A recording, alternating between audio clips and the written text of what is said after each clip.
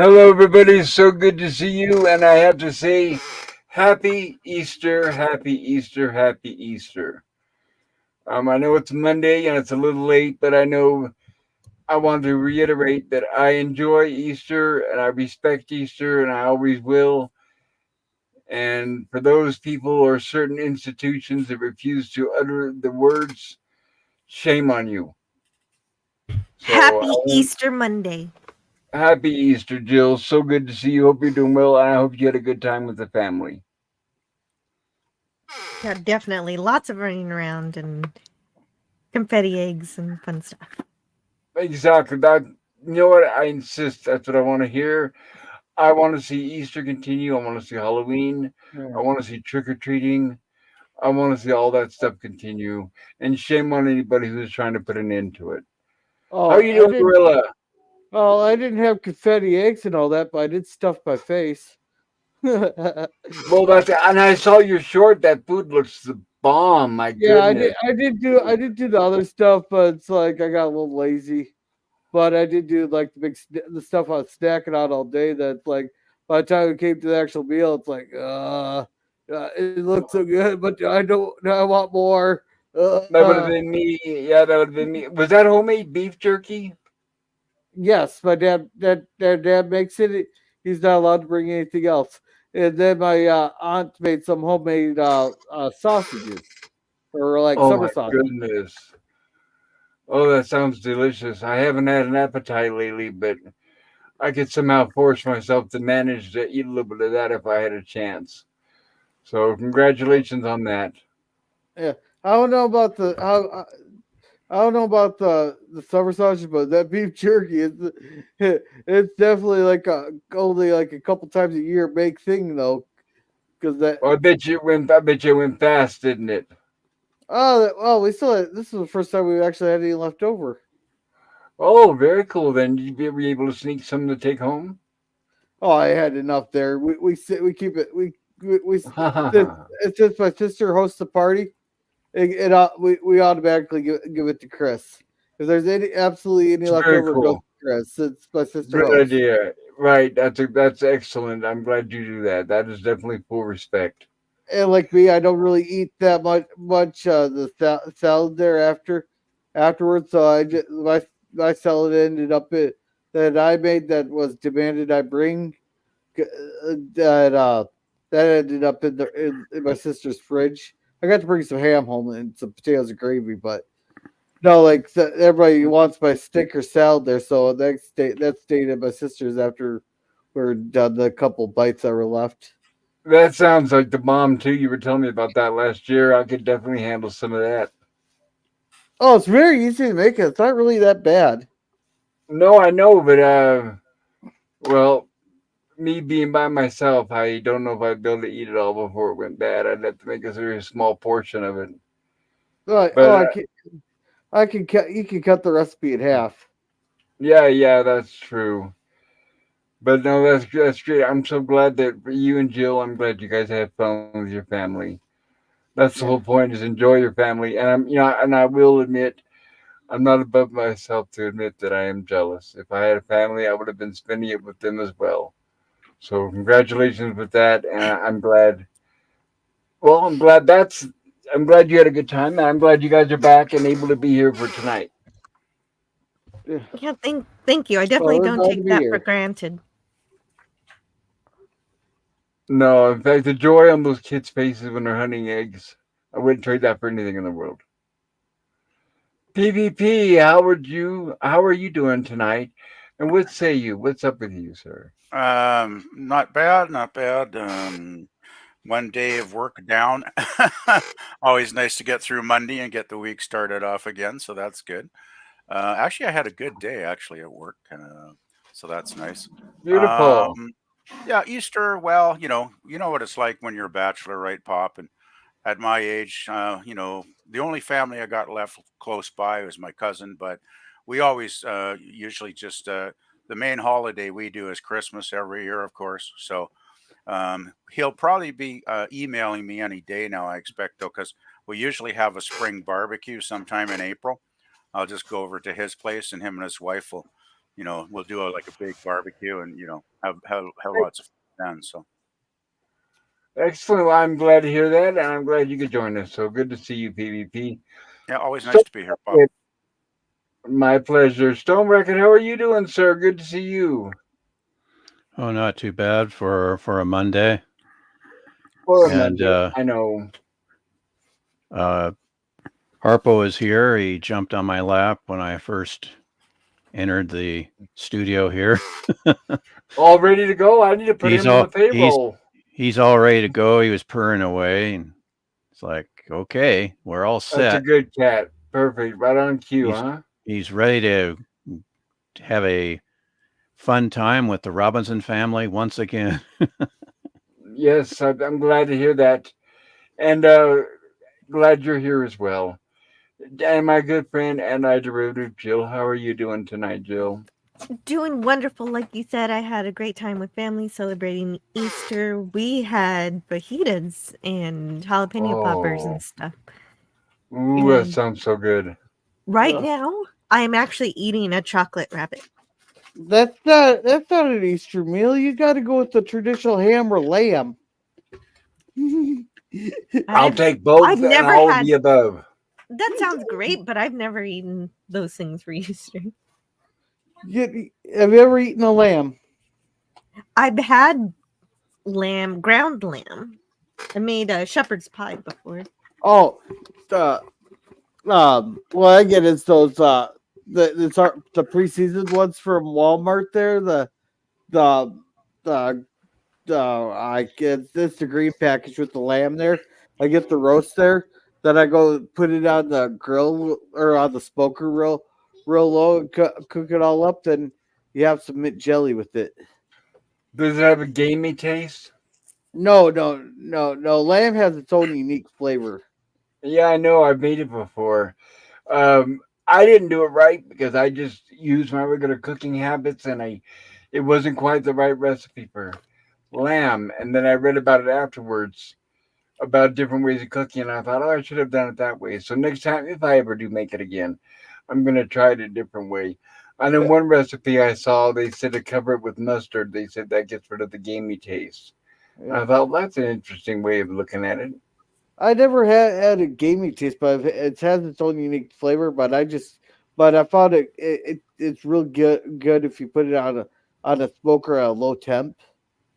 Right, and yeah, I know you looks like you're a good cook, so I'm sure that had to turn out really yummy. Oh yeah, my kid loves it. Very cool. I'm glad to hear that. And once again, welcome to all of you guys, and I really appreciate you being here, especially right after the holidays. Yeah, And I thank you, and I think we're yeah, gonna have a good time tonight.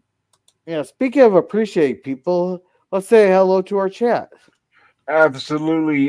Do you think you could help me out with that? Oh, looks like StreamYard might be working. It wasn't last night. So let's hope the StreamYard's actually working tonight, hopefully, doing its job. Can you All help me right. out with the chat, my good friend Gorilla? I had treatment today at the doctor. I'm a little exhausted. I was telling PvP backstage, unfortunately, they scheduled me for every Monday this week. So it's Oh, going to, up this month. Every Monday this month, I'm scheduled for chemotherapy.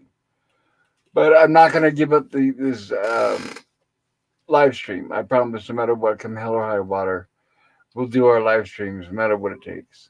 yeah, So any little help I can give with the chat, I really appreciate Gorilla. yeah. Thank you. And Nemesis says, "Hail, you beautiful beings! I hope you're well. Don't forget to like and subscribe." Now, Yeah, Nemesis, big what size hugs, hail? Nemesis. Yeah. Now, Nemesis, what kind of hail are you throwing at us? What size? And welcome, Mikey Sue's 4. He says, "Hello, Nemesis." There. Hello, Mikey. Pops. Good to see you. Hope you're doing well. And everybody, I don't know if you guys heard the good news, but Mikey got a brand new computer, and he sounds amazing. So congratulations again on that, Mikey, and good to see you. Welcome. Yeah. Yeah, it does sound. And Pop says, "Hello, everyone." And welcome, Yep. Suzanne Eckstein. There. Hello, Welcome, Suzanne. welcome. Big hugs, sweetie. Good to see you. Yeah. And Suzanne says hi to Mikey and Suzanne. Hello, Miss Suzanne. Never Pop says or Suzanne says, Never says hello. And Mike says, great to see you. Sue says hello back. And Mikey says, congrats, Pop, on passing 750 subs. Oh, well, thank you. Jill should be not far behind me. I'll put it that way. She's catching up really quick. Yeah. And I think you are too, aren't you, Gorilla? Where are you at right now? Oh, yeah, we were racing 800 there, weren't we? Aren't we? I'm Oh, well, not then you going already. anywhere fast. I'm stuck right now Oh, at 686, and I haven't moved 692. in a couple of weeks. Hey, you Mine, should do a same with mine. It's like a little bit slow right now. I don't know yeah, what to do to. Maybe I need to do an old uh, LDG trick or something like that. LDG's trick is paying for us. Well, he pays. He doesn't pay for the sub, but he pays for advertisement, which is Yeah. okay. No, That's hey, legit. hey, Jill, you know that shorter video that you did with Scotty there the other day? The Gamesters of Triskelion. Yeah. If you do a few more like that might help bump up your subs because people like that short form content, and then people kind of see what you like, be able to see, might actually give that a chance versus seeing a 3 hour live stream. I And I agree. know that is true. That is why I'm trying to do at least one a month. I know I should do more, but live streaming takes up a lot of time. Yeah, I know. And I know I wanted to shout out too that great editing job. I know editing takes a Yeah. long time. It's not an easy job, and you did a Thank you. really I good had a one lot. with that. Thank you so much. I had so much fun making that, Yeah. and Or maybe next It time we'll see shows. what or happens. or clip out your readings from the Star Trek Bible or whatever. Just clip Oh out yeah, that I need to section. get those too. Yeah, that'd probably Good idea. get the people going there. Mm. And Jill, I'm also predicting you're gonna swear once on your live stream tomorrow. Oh, and Edge you're of gonna Time see says that, Edge of Time says greetings from the Edge of Time. Welcome, Edge of Time. huh? No, I Hello, bought a Edge of lot. Well, Time. I'm not gonna spoil my opinion of the Savage Curtain just yet. No, but I bought a lottery ticket and I won. So, Good to see like you, I Edge said, of Time. hello, Edge. And Edge of Time says that's what she's saying. and That's right. Mike says I've always been fascinated by lost in space robots. I love them. I know they're maybe some people might see them as a little hokey, but they definitely have a fun place in my heart. I think Lost in Space. I think they do. Robots and androids are what Lost in Space does best. Yeah, I would Yeah, agree. Yeah, I would agree. I've always been a big fan of the B9. Like he's always been, I think, ever since I was a kid and I first was watching this show in the '60s. I always thought the B9 was so cool. And I mean, not only is he awesomely cool looking, but his personality as the show went on developed to such an point where he wasn't a robot to me anymore. He was like a living, breathing, almost human character, right? So yeah, I've always been a big fan of the B9. Lost in Space, yeah, does do robots well. And for all of us kids growing up, we all wanted one, right? We all wanted to take one to school with us and have it next to us all day long. And PvP, since you're a big fan of Robot B9, who designed Robot B9? Oh, you're putting me on the spot now. It's the same gentleman that designed Robbie the Robot from Forbidden Planet. Oh, was it really? Yep, it was Okay. Robert Yes. Kinoshita. Okay. Yes. Because a slightly altered version of Robbie does appear in Lost in Space, so that's kind of a cool connection then, actually. Right. And there's a lot of rumors, a lot of people who are not in the know. Because I remember hearing this discussion and on a different live stream. And I had to go in and interject and interrupt and say, no, no, no. Because some people thought that they dismantled and took apart Robbie the Robot in order to make the robot for Lost in Space. And I had to go in and clarify and say, nope, nope, they're two separate robots. They both still exist. So that is definitely not true. There's both Yeah. robots. This is what I heard back in the day, that the main reason they did the first season War of the Robots is because so many people thought that Robot B9 was Robbie the Robot or some kind of weird like you said, Pop, Mhm. cannibalizing parts or rearranging this, and so that's why they put both Robbie and B9 in the same episode. It's like, see, Smart move. they're That's totally different. They're totally. still here. That's Robbie's still Yeah. there, brilliant. and Brilliant. But I And it always was, thought, I and mean, it turned out to be one of their best episodes. So it was a great move. well, I the thing loved is, that as a kid. I'll tell you, I it never was a lot thought of that fun. I never thought that was true though, because to me they look so different. Like they both have their own individual look, like totally different from one another, at least in Well, my eyes. we're in the know. We're savvy. We're savvy sci-fi fans, and That's right. it's just those Oh, normies out there that got confused. oh, I'm a Well, because in a roboticist. way, you could see a similarity. So it's almost like they're different, but they're the same.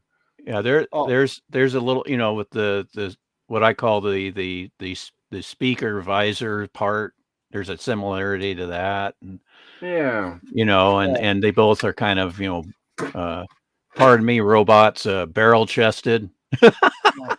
Yes. I'm a roboticist. All robots look the same. But anyhow, Suzanne says, "Hello, Jill Gorilla." Then she says, hello, "Hello, Stone Racket." Hello, hello. PvP Beer. Then Edge of Time, hello. And welcome, Pickles, also known as LDG, hashtag Hail stream and net. LDG. Good to see you, LDG, and hello out there, Rex. Hope Rex is doing well. Yeah, he says, good evening. Then Edge of Time gives us a big old smile. LDG, Hello. hello. Mike says, hi, Pop.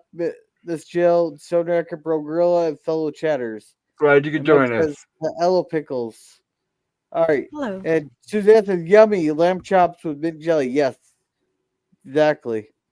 And PvP says, hi, Nemesis. Hi, Mm. Mikey. And Edge Time, pardon me, is that a gray poopin'? Or Gray poppin'? Poupon. Poupon. It's a Gray That is mustard. a Poupon. It's that's a a form mustard. of mustard. It's a mustard. Yes. They use Pardon me. Do you have any Gray Poupon? But of right course. for the younger little people in the audience. It used to be a commercial they used to show where two Rolls Royces would pull up next to each Yeah. other, and the back Uh, windows Yeah. would roll down, and somebody would stick their hand out. Pardon me, do you have any Grey Poupon? I And will, everyone would say yes, and then hand it out and hand yeah. it to Of them. course. I won't eat anything that's called poupon. Just Oh, saying. but it's delicious. It's mustard with horseradish. It's really good. It's got a Yes. bite to it. And when you Yeah. say Grey Poupon, you must have a very posh accent. All right. And white gloves. Make sure you wear your white Yeah. gloves. Yeah, All it right. never seemed like they were aiming those ads at the working class folks like my parents, right? It was like a kind of a snob appeal kind of ads. I always thought because of the commercials, I always thought it was very expensive. Well, it makes you think, yeah, right? Yeah. Yeah, exactly, Pop. All right. So PvP says hi, Edge. He says hello to LDG. Hello, Suzanne, sweetie. Edge of Time says, hey, Mikey, he likes it. And Suzanne says, congratulations, Mikey. Yes, congratulations, Mikey. Says, thank you, Suzanne. And Mikey says, Edge of Time, what my wife said? Or that's what my wife said. And then confusing look, I think. He goes, Suzanne, Jill, drop your link in a few Discords tonight. Oh, thank you. Or I'll drop your Suzanne. You link. don't have to do that. Yeah, someone else oh, did that's this cool. one. The stream elements already did it. You're okay. Yeah. Here, I'll let Stone Record read this one. Mikey Suze 4 says, Grey Poupon, make mine honey mustard. Yeah, I'm a honey mustard fan too. Yeah, Yeah. I'll take that as well. Any kind of mustard, yeah, you got me. I'm sold. Yeah. And Edge of Time says YouTube is SRS biz. Scared Jill, you read this one. YouTube is SRS. Wait, what? Okay. That's SRS. why you had. That's why you had. Oh, Jill. I got it. YouTube is serious business. Oh, serious business. Yeah. I don't know lot- what the hat lot- and the puppy and the coffee is. This is fine. A lot of Oh, flame that's too. a meme. No, it's a meme where there's a puppy who's drinking coffee in a house and saying this is fine, but the house is on fire. Oh. Oh, okay, gotcha. Here, you can read this one too. B barf B9. What the heck? No way, Jose. Yeah. And welcome, OG, also known as Euler Greg. Welcome. Hello, Ola Greg. I'm glad you could be here, Ola Greg. Hope you're Or doing Greg. He Yeah, has a giant spider for a pet. Yeah, Yes, he yeah, Mikey does. says hello to Euler Greg, and Edge of Time says he's no Freddy Five Burger, whoever that's supposed to mean. Yeah, Freddie Freiberger, the Yeah. guy who only Yeah. watched 6 episodes of Star Trek, but Yeah, Fry Burger Brain, is as I call him. Okay. Now, welcome the man of many words, Cody Guy. Hey, Cody. Hello, Cody guy. And Mikey says the two Jawa vehicles add gray poopin. LOL. Gray Poupon. Oh, Poupon. Poupon. Well, to me, I'm reading. It looks like poupon. So That's So fine. he's saying there's two Jawa sand crawlers that pass by and they say, "Pardon me, do you have any Gray Poupon?" all It's right, like, I'm not sure what he means. And That's a good Star Wars joke. Yeah. Yeah, and Edge of Time says Raptor Feet the musical with a bunch of emojis here. Very cool. Yeah, I see some And- dinosaurs in those emojis. And hey there, and broccoli. Scurvy. And Hey there, Scurvy. Welcome. Hello, Lemon Pie. Hello. Yo, Hey, fruitcake. lemon. And Suzanne says pop some of the poopins. Have champagne in them. Oh, that's right. Yes, she's right about that. Yes, you're right. Thank you, Suzanne. Yes. Yeah. And by the way, and it is a little pricey. Yes. Yeah, and Suzanne says Scurvy. Hiya, howdy, Pop Girl Jill. Stone Racket says Scurvy. Hey, what do you Hello, keep hello. skipping Hi. my name for? Oh, PvP here. And PvP. Don't forget You he's did a that twice special. now. Don't forget PvP is a special guest star on tonight's show. Yeah, because PvP, we're at war, remember? We're what? At war? We're Oh, at- you're talking about cringe talk. Okay. yeah. By the way, I've been researching, and I'll have something ready. I guess I got another week and a half or something. I got a few up my sleeve here. Okay. So, Scurvy says, "Hey, Suzanne." Scurvy's waving at Mikey. He says, "Nemesis," and Stream Elements here, and Scurvy got the drop on Nemesis. And Mikey says, "Hello, Sir Libin, the master moderator." And Edge of Time says, "Zesty but late again." Then Euler Greg waving. And Scurvy says, "Hi, Cody." And welcome, Jim's Landscaping LLC, #1 Commodore Protection. He says, "Hello." Hello, Jim. Hello, They hello. Hello, Edge and Euler. And Scurvy says, "I'd say the Gray Poopin line to ladies, but it's now too dated." We'll only date it because some people might not get it, but it's not that it's inappropriate. Yeah, It's just a Scurvy lot of says, people are going to be like, what? and Edge of Time says, "Refreshing to see you." Mike says hello to Jim, and Jim says, "Hi, Mikey." Oh, All I'll right, be right back. we're all caught up. Of course, So- and I got to step away just for a second. I'll be right back. Oh, Scurvy here says, "I saw Jill on Tony's. How about them apples?" Those were some pretty good apples. He was a fun interviewer. Yeah, I had to watch it this morning because he likes to stream way past my bedtime. Yeah, he has a late night broadcast kind of format. Are we talking about Stark? Yeah, Starkwiron. Okay. He's called Tony, but he changed his YouTube name because there's too many Tony Starks. And you were on his super early in the morning show. Well, no, actually, it was at 10 p.m. Central, so it's kind of like a late night. I don't know, whichever late night host you like, and he tries to do a show like that. And he interviewed you? He did. Oh, well, I'll have to catch that one. That was a good one. I enjoyed that. Yeah, really good job you guys did on that, Jill. What? When did you guys do that? Last night. Oh, last night. Oh, interesting. Yeah, he had been streaming all day, so he was worn out right after that. Yeah. All right, Mikey says, I like the format. Yeah, Mikey says you did a great job, Jill. And Jill, you want to get that stuff pulled up? And Mikey says, "I'll be on Netter's things this Thursday night for my review." Nice, cool. Very cool. I'll have to catch it afterwards. I'll send everybody over there after Crinstock. Okay.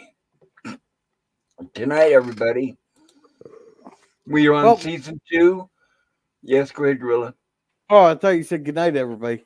No, I said tonight, everybody. Oh, but you should have said that because it's April Fool's. That's true, but I don't want anybody tuning out. Season 2, episode 13, episode 14, we are covering The Dream Monster. And this episode premiered Wednesday, December 21st, 1966. And the description is, I'm going to be careful from now on reading these descriptions because sometimes they give away spoilers, but this one seems to be okay. So the description is as follows. Dr. Smith trades the Robinson's emotions in exchange for a trip home. So that's vague enough where I'll allow that one. So no problem there. I need my pain. No. You need your pain, right? And it's funny because this reminds me, I don't know if any of you got the same vibes, but this reminds me of even like the episodes with Data in The Next Generation. So I could see this where it was like a springboard for a lot of different things that came along later on. And it's episode 43, written by Peter Packer, script editor, of course, is Anthony Wilson, and it's directed by Don Richardson. And I do have an assessment here from the book, which I will touch upon. I'm not going to read the entire thing. After a long string of what am I doing? This is from the book Irwin Allen's Lost in Space, the authorized biography of a classic sci-fi series, Volume 2, by Mark Cushman, and that's Mark with a C. And the assessment is as follows. After a long string of tongue-in-cheek stories and campy episodes, Lost in Space returned to the realm of Syrian science fiction concepts. This turn was made all the better through the effective use of music from the day the Earth stood still, which I'm sure all of you guys know now. We've been doing Lost in Space long enough to know that whenever we hear that famous theremin, it's probably from the day the Earth stood still. Yeah, and I can tell you what parts too. Yes, of course. Stonerock definitely even knows. Yeah. Sesmar, with a degree of intolerance towards humans, as played by John Abbott, makes an interesting and unexpected villain. The premise of human personality traits needed for the programming of an android is an interesting one, and the entire regular cast is well utilized as their personalities are muted and then altered. Guy Williams is especially effective in the scene where Don West confronts John Robinson about his lackadaisical state. The midget androids, sorry about the phrase, guys, this is not me, this is from the book. The midget androids make a strong argument in favor of the cleverness of Lost in Space during this episode, both in conception and realization. Their curious appearance, movements, and especially verbal interaction can be seen as antecedents to the Jawas of Star Wars. And or Cling and Clang on HR Puff and stuff. Oh, that's true. I hadn't thought of that one, but yeah, yes, you're right. That's what I was calling them when I watched. I said, "Oh, there's Cling and Clang."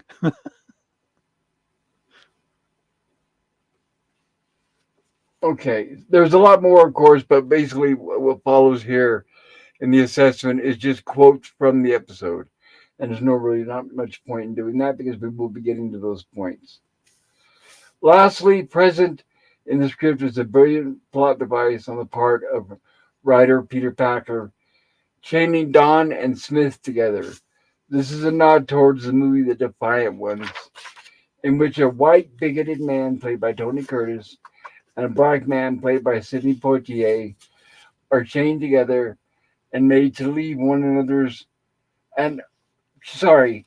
they're chained together and unable to leave one another's company as they flee the law. The character of Don West had seldom been so well utilized, and the friction between West and Smith never as nicely exploited. Look for this to work again with even more success in the third season episode, Fugitives in Space. Like Wreck of the Robot, this episode was another high point of the second season. The original title to this story was The Robinson Monster, making reference to the android which is programmed with the good and the bad elements from the Robinson family. But without going too much into it, I guess we are about ready to get started. Here we go. And I want to thank once again the amazing and hard and diligent work from Antiderivative Jill for putting all these slides together. Thank you so much, Jill. You're welcome, and I think you have something going when you mentioned Data, because Data's personality is partially made up of 100 different colonists. Although the way that this particular android is using other creatures to build it to be the way this android was built using other creatures is a little more devious. But we'll see how that goes. Yes, this episode has somewhat of a underlying Frankenstein theme Absolutely. running through it. But of course, here we get an android with a reel-to-reel tape player attached to the chest, and I find that very unique, very quaint, but very unique. So here we have our cliffhanger from last week, where the Robinsons are unfortunately suffering through a heat wave, which looks like no fun. And they've even got this huge, ginormous thermometer outside their ship in case nobody could tell. And they even mentioned Frankenstein there. They do even mention Frankenstein. The narrator. Awesome. Like an alien Dr. Frankenstein. Good writing. Good writing for once, Peter. But it's supposed to be really hot, but everybody's wearing the same things. Well, not exactly. Well, okay, Dr. Smith is, but everybody else is our two dressed boys differently. here are on their I just tees. mean they're not wearing shorts. Do you really want to see Dr. Smith in shorts, though, Jill? I don't know about that. Yeah, now that I think about it, you're right. That's a good point. I don't think we ever see anybody wear shorts in Lost in Space, do we? Jill, like Star Trek? Jill wants to see Mark Goddard in shorts. I want to see Marta Kristen in shorts. Shorts. I that also want him to have a different haircut. That's there you go. Weather. What that weather is. They probably weren't allowed shorts on the family hour, so you know. Just I'm sure look out! Look out! It's a golden monster. Yes, we do have our golden monster, which is our first introduction and our first hint into tonight's episode. So we have Debbie, who is along. I'm sorry, Penny, who's along with the bloop and watering a flower. And this golden man here apparently is watching on her. And as he starts to advance, we have the introduction of the alien of the week, Sesmar, who pauses the robot. And we find out the robot is more just curious than anything else. The robot he will explain. I'm not going to give away too much because, and I know it's spoilers, guys, for a 50-year-old show. But we find out that Sesmar is just curious. I'm sorry. The Golden Man, which we learned his name is Radion, is just curious. And Sesmar basically just built him, and he's now customizing his personality. I'm trying the best way to explain that without giving it away too much. Radion is a anagram of Android. Please go ahead, PvP. I was just going to say. Thank you for pointing that out, Jill. Thank you. Yeah, thank you, Jill. I hadn't thought of that, but I just want to mention we have another bloop sighting here because the bloop is making a comeback. It seems in season 2. Finally, right? Bloop gloop.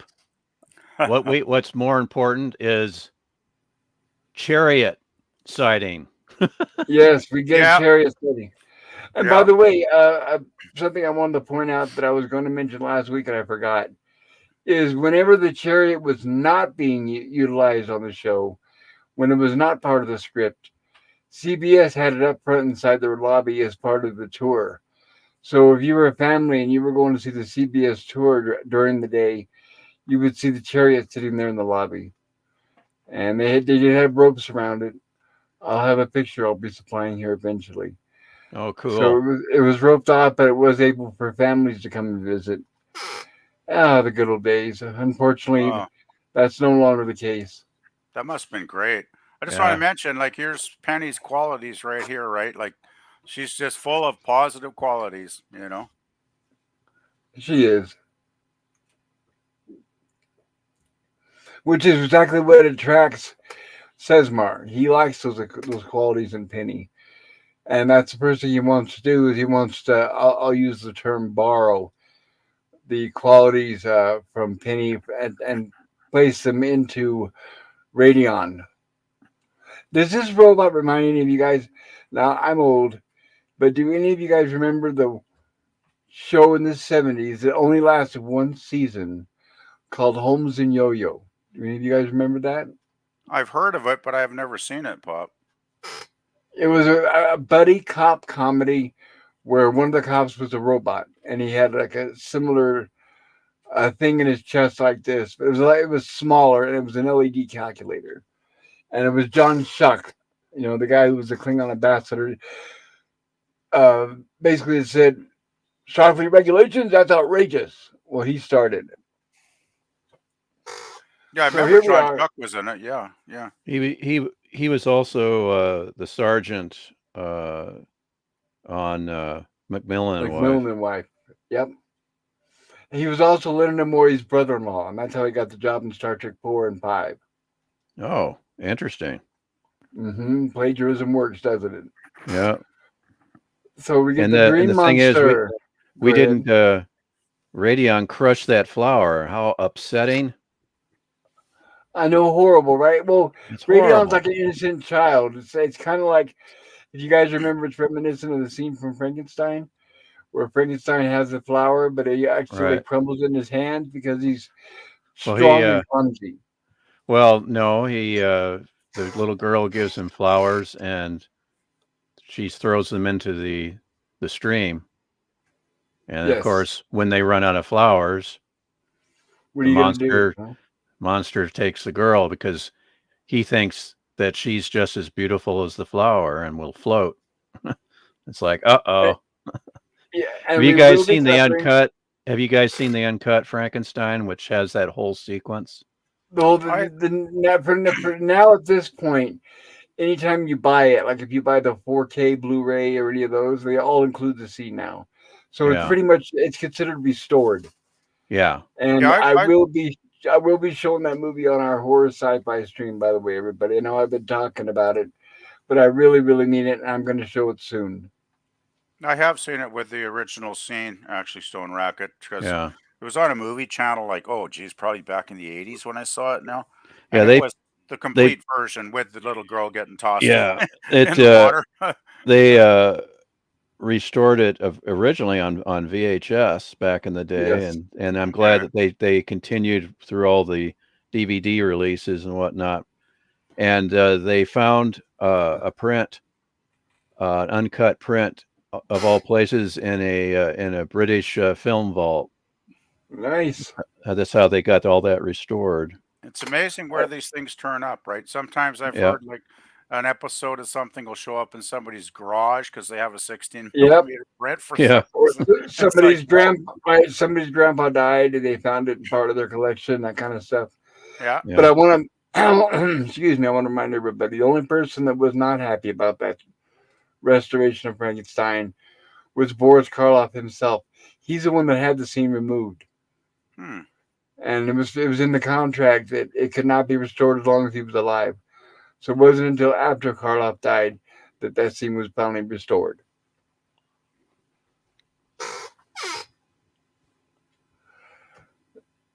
So here's what we have where Penny met Sesmar and Radion, and she rushes back to immediately and very excitedly tell Mom, who once again, of course, decides not to believe her.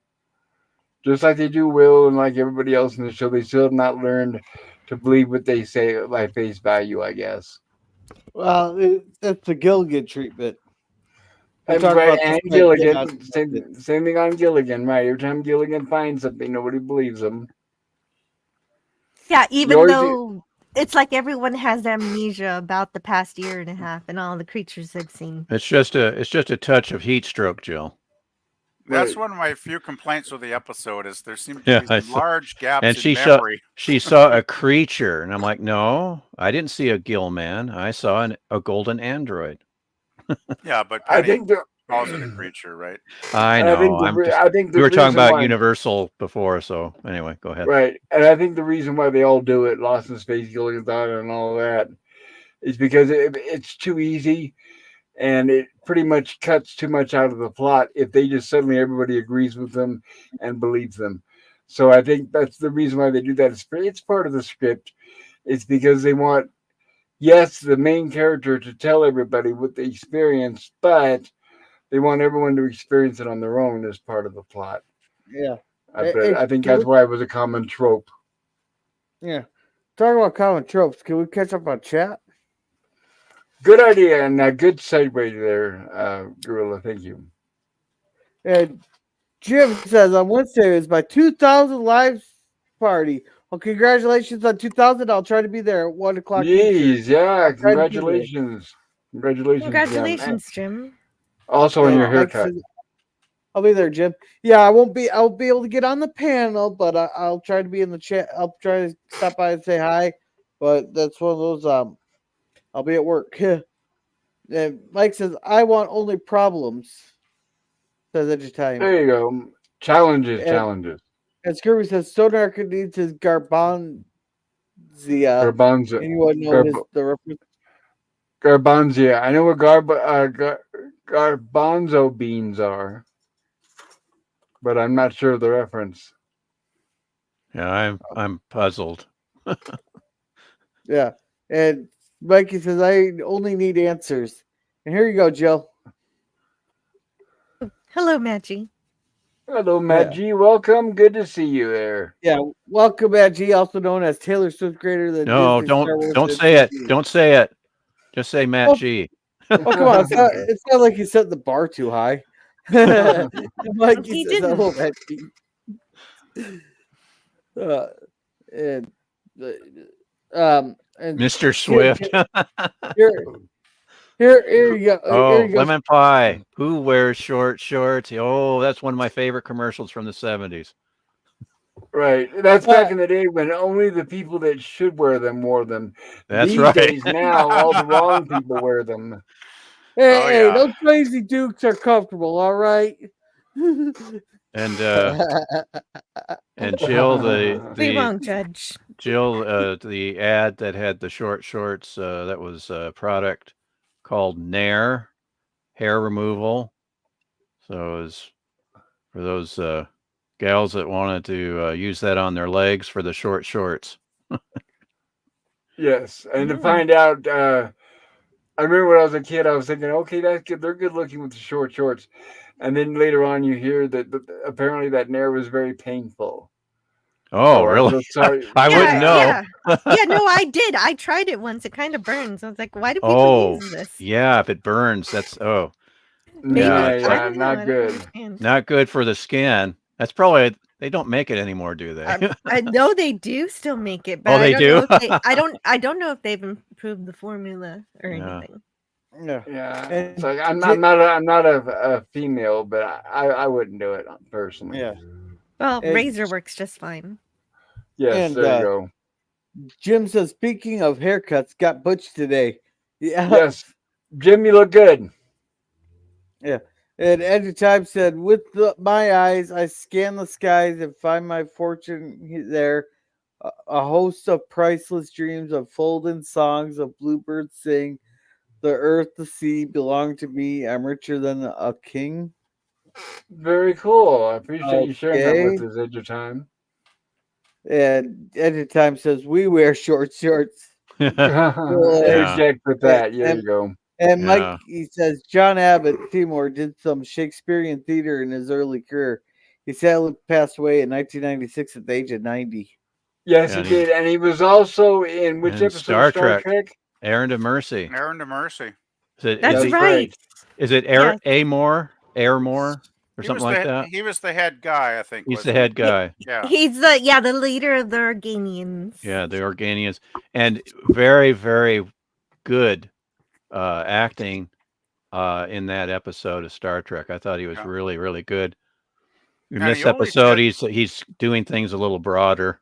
and he only did that like a year or two after this one, right? Like it was No, pretty much he did Yeah. it just. No, he did it within a few months, Was it a depending few on. months? I thought it was Yeah. the following year. Oh well. No, it depends on when they filmed, because that would have aired in the first quarter of '67. So it depends. I'm not sure that Star Trek wasn't too far ahead in the schedule, so I'm sure they were shooting it in early part of '67, maybe right after the holidays. Well, I know it was really Mm. close, yeah, for sure. But Yeah. I'm not sure the order, And then right? this episode, I think, this is aired in December, so I'm sure they probably shot this in October, maybe, for the Lost in Space, if not a Okay, little earlier. But I'm just looking it up actually, Stone Racket. It says he did Sesmar in 1966. At least that's what they got here. yeah, I know. That's May what I and, said. and by the way, Star Trek, May Star is Trek. when this episode went into production. May of 1966. In case you guys Oh, are wondering. wow. Okay. The Star Right, Trek and it was shot in June, early June. and Star Trek Okay. was 67, so it was the following year. I know it was close. No, you didn't listen to what I said. I said it was a few months. Yeah, it's a different year, but just a few months away. Well, yeah, but But- still a different year. We're both technically correct, I suppose. No, I'm right. Yeah. My, All you're both right. You're both right. Yeah, I know. I'm being. Oh You're well. being facetious. I'm being all being a jerk. I'm sorry. Well, I was All trying to right. be polite, but oh well. Yeah. Sorry, Mike says to add things that money cannot buy, and Echo brings this very soft reply. Yes, we have no bananas. We are no bananas today. Okay. It's an old song. Yes, we have no bananas. Bananas. We have no bananas today. All right. Yes. Adjective says Boris, and Mikey says Sesmar. Jill is also an anagram for Ramus. For Ramses. Ramses. Yeah.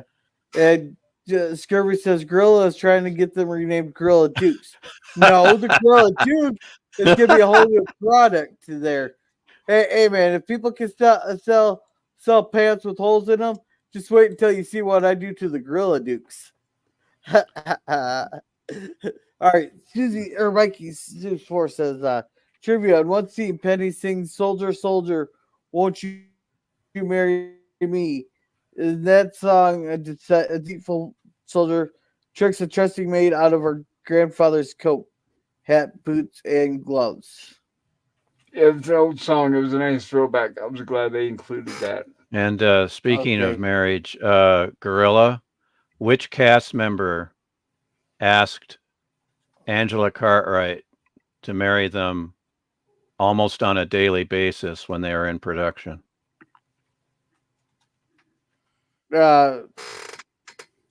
Well, considering her age there, I'm just going to go with Will. No, it was Jonathan Harris. Oh, that's What? gonna be my first. That's gonna be my first choice, but I'm gonna leave the since this is Lost in Space and Pop wants to keep it. I'm gonna keep my comments to myself on that. Okay, I need an explanation of that one because I'm dumbfounded, to be honest. Now, I'm of course, sure you're just teasing her. exactly. He wasn't. Of course, Jonathan Harris was happily married and Yes, he was. Yeah. already, Well, of course. But he'd come up to Angela and this is according to Angela Cartwright from a Starlog magazine interview, if I recall correctly. But he would just say, will you marry me? And I can't remember if he used her character's name or her real name. I think it was the character's name, but she would always come up with a different excuse each time he would do that. It was just a game they played. Well, Okay. explain that to a judge. It's the 60s, man. You could get away with stuff. Well, all right? if he was saying it to Penny, then it's not so bad, I guess. Because it's fiction. And right? another thing he did with Angela Cartwright and Billy Mooney and some of the other cast members too. Now that I think of it, Jonathan Harris always brought Tootsie Pops for everybody, Cool. and I think he even gave visitors Tootsie Pops that came to the set. All Yeah, right. that's very cool, and I know they have visitors quite often. I know Lenny Uh-huh. Gamori visited once with his kids. Yeah. All right. Scurvy here says, I guess they burned the hair away. Doesn't sound like the best method. Hey, if you only have to do it every Yeah, 6 it's months, there. then it's worth it. Chemical burns. Yeah, not a good idea. Not I don't know. good. Yeah, Gorilla, try it out, then let us know if it's worth it. Hey, Gorilla, that's a short video for you. There's an idea. Oh no, Yeah. don't. Eh, no. If I'm gonna be doing a short video on something burning me and all of that, or you think I'm gonna be getting tased, that's a guaranteed million view thing. That's a guaranteed million view short. I'm Well, you'll such a definitely friend. get a lot of views, I guarantee you. Don't Yeah, put the idea out there, Gorilla. We might actually say go for it. Hey, Yeah, hey, Vile we Mike's might challenge you to do it. Vile Mike's already volunteered to do it. I'm still trying to talk to the sheriff deputy that lives just a few doors down there to do it, but he says he doesn't want to fill out the damn paperwork. Oh, yeah, I can see that. But Mikey says stuntman Dawson Palmer played Radion. Yes, Jill, anagram android. Yes, our resident neighborhood alien, Dawson Palmer, does return again in tonight's episode. We would be And very disappointed if he wasn't. yeah, and he got to shake everybody's hand. All right, Yes, he did. all right, and Mikey About says time. Palmer himself would be killed in an automobile accident 6 years later at the age of 36. Oh, That that is sucks. true. That's so Yes. sad. Oh, That gee, is that so sucks. sad. That is Yes, Yeah. it is. that's terrible. Wow. He and apparently appeared 60 times Ugh. through season 3 run. Yeah, they're just such short shorts as Edge of Time. And Suzanne said, sorry, Pop, not feel well. I'm going to pass on tonight's Oh, stream. You have a good I'm night sorry, there, Suzanne. Get some rest. I hope you feel better, ma'am. Yeah. Good night, Yeah. Suzanne. Feel better. And Yeah. Edge of Time's objecting Good to night. something. Good night, Suzanne. Objection. Yeah, and Mikey says, feel better, Suzanne. Good night. Hope you feel better, Yeah. Suzanne. Yeah. Yeah, I feel Yeah. bad when she's not feeling well. And Edge Yeah. of Time We says, all hope she feels a lot better. yeah. And Edge of Time says, talking about Burning Man. And here, Jill, you read this one. FNM Dawson. FNM. FNM. I'm not sure what that means. I'm sure it's something simple. I'll be like, duh. Well, one way to solve this. Who's been fooling around with the air conditioning unit? Yeah. No, Dr. Smith tried to ... Of course, Yeah. once again, of all that, why do they even have to ask who's been messing Yeah, with it, it's right? like According to Urban Dictionary, FMN stands for Faith No More, but that doesn't sound right. I don't know. Edge of Time gives the answer in the chat. Friendly Oh. neighborhood monster. Oh, okay. Friendly neighborhood monster. Because I figured Very it's cool. not fake news media, but there's a bunch of different. All right, but anyhow, let's get Yeah, I back on read the those show. too, but I was like, those don't make sense, so I didn't read them out loud. And of course, since we are talking about him, you get to see Dawson Palmer without the makeup in an actual role in the episode of Space Croppers from season 1. If you're interested, we have that posted on my website as well, or YouTube channel, whatever it's called. But community I'm section. way too distracted by Sherry Jackson in that episode to pay attention to anybody else. I do apologize. Andrea the robot, or the android. Andrea is the definitely there. android. Oh baby. Yeah, she was definitely very hot. Yeah. Now, did they just spray them down with the fire extinguisher in the scene? Yeah, pretty much. Yeah. That stuff in the fire extinguisher just tastes like crap. Wait. No, wait. Back then, it was just CO2. It was just oxygen, cold air. It wasn't powdered chemical. It was not powdered chemical like it is now. Yeah. Right now, they use what's called halon, but that is it's a powder they use that actually subtracts oxygen out of the air. But no, Okay. back then it was CO2. It was just strictly Yeah. cold air. Is all it was. Yeah. Okay, because yeah, I was gonna say that stuff inside there, it tastes like crap. I know from experience. Yeah, it was all harmless back then when you just had the CO2. Yes, and what I thought was here's what's odd is they pull that big huge unit. It shows Major West and Professor Robinson. They take that big, which I'm guessing is similar to maybe an air conditioning compressor. They pull it out of the main console of the Jupiter 2, and it shows them they strain to lift it, put it up on the table. They're doing some tweaking, and then they say, "Okay, we fixed the air conditioner. Let's give it a try." And then they turn it on without putting that thing back in. So it's like, okay, then what is that then? If it's not part of the air conditioning system, It's magic. It's lost in space cosmic science, I'm guessing. Also, I guess so, we right? we all know the air conditioning unit would be on the located in the lower deck area. Yeah, It you're right about wouldn't be that. in the main console. So they just did it just, I guess, let's just put it here because it looks good. I thought that was does a look good. weird place No, for I think it. they put it there for the reason we'll see here in a little bit in the thing, and also to keep it in a separate room from Dr. Smith and all them when they turn it on. Well, They and need to keep also, whatever happened to the robot's primary function supposed to be, wasn't it supposed to be environmental control unit? That's And what he was originally in season the only Supposedly, yeah. the only environment he seems to be controlling is what Dr. Smith is telling him to do. True. Environmental. He's not really, when you think about it, he's not an environmental control robot. He's more of an environmental. He examines the environment and he brings them the results of what it is. So he doesn't really control the environment. He's more like an environmental detector. Right. I don't know So he's more like if I get a the right tricorder. word.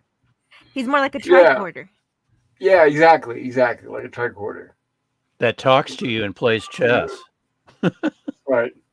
If I had to choose, I would choose a robot over a tricorder any day. Yeah, same here.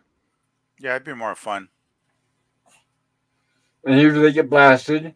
Once again, Dr. Smith, that's what you get for messing with the air conditioner. Even though Don and Professor Robinson had told him take it easy on the air, what does Dr. Smith do? He cranks it up all the way. And then that's when they get that blast in the face. And then immediately John and Don come down and they're all upset because they know what happened. And I'm glad that Judy did point out who did it. So, of I love course, the we're not still. happy once again. The still air of Dawn is awesome. Like, that's really good. I have is not had happy. enough of this Smith guy. It sums him up so well, that look, right? Right. Either he goes or I go. Right. Yeah.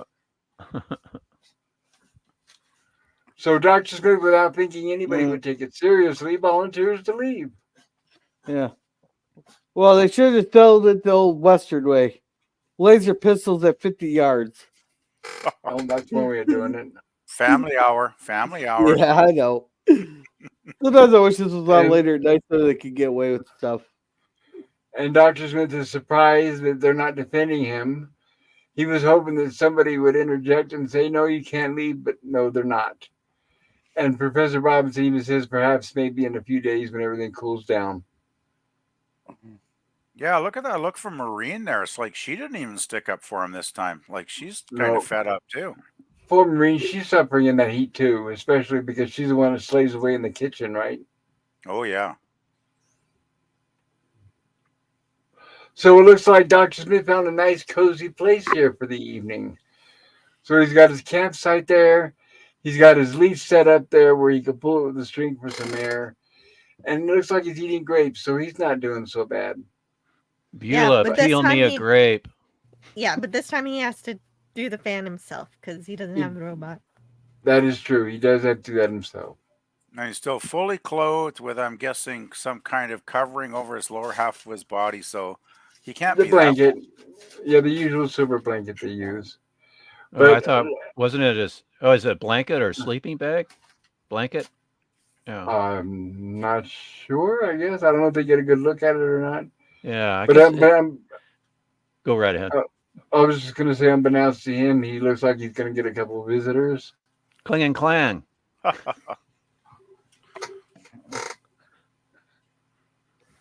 These, I'm guessing, are kind of like working droids for Sesmar. They seem Yeah. to be like his little servants that like he uses them to Yeah. retrieve things. He calls them his lab assistants, but they look like Yes. little androids to me. They Yes, are, they they are, do. because he made them himself. Yes. He also calls them little devils. Oh dear. Didn't he say I'm he made them guessing out of that. like baling wire or something further on? Well, he Yeah. was just saying they're pretty much only made. He was just being simplistic about it, Stone without going knives into and bear detail. skins. Oh hey, Yes. that's still ahead of us there, Jill. Oh no, it's not. You guys aren't redoing it. So apparently they use the camera. Yeah, we're not. They take a snapshot of Dr. Smith, which puts him in a trance, and he follows them to this teleportation device. And it looks like once he gets inside the device, he wakes up. He starts to hesitate, but they keep him inside. And then they teleport him to what we see now, which is Sesmar's laboratory. Yeah, I'm sure Jill was disappointed that we didn't get a teleportation effect. We just got another explosion. Yeah. Well, that's how I figured that's just how they do teleportation now, and I've come to accept it. Yeah. You I know. mean, you got a pretty cool device in the first season that brought Will back to Earth. That was pretty neat. Yeah, that was a good effect. They Yeah. could have just reused that. There you go. Yeah, but But- Irwin has to have those explosions every week. Come on, guys. Yeah. That's Gotta have right, explosions. Make it big, make it explode. Exactly. And Yeah. of course, this is before we had our transporter from Star Trek. Well, And This here they was- are arguing. Go ahead. the transporter was already well. If we want to go with when they filmed the pilot, Well, if you you want to know. go there, then the transporter was around even before Star Trek. Oh yeah, You I'm might- talking Of about course. I'm Yeah. talking about the transporter effect For Star Trek. for Star Trek. I thought that's what you were focusing Right. on. Okay. Yeah. We can go back to the first thing I can think of is the original The Fly from 58. Right, but it was also used in I can't remember my video that I have where Who's the Father of Star Trek. There was a movie that came out that was made that had a transporter in it, but they didn't have the budget for the visualization of a transporter, so they hired a magician to do the transporter effect on screen on camera. Yeah. Hey, that's kind of cool. Yeah, I thought we were focusing on opticals, but okay. Right, then that's a whole different right. Oh, sorry about getting off track, everybody. So here's where we get the introduction where he basically tells Dr. Smith what Radion is. He does do a scan of Dr. Smith and finds out that all of his traits are nefarious and they're really not much of any use to him.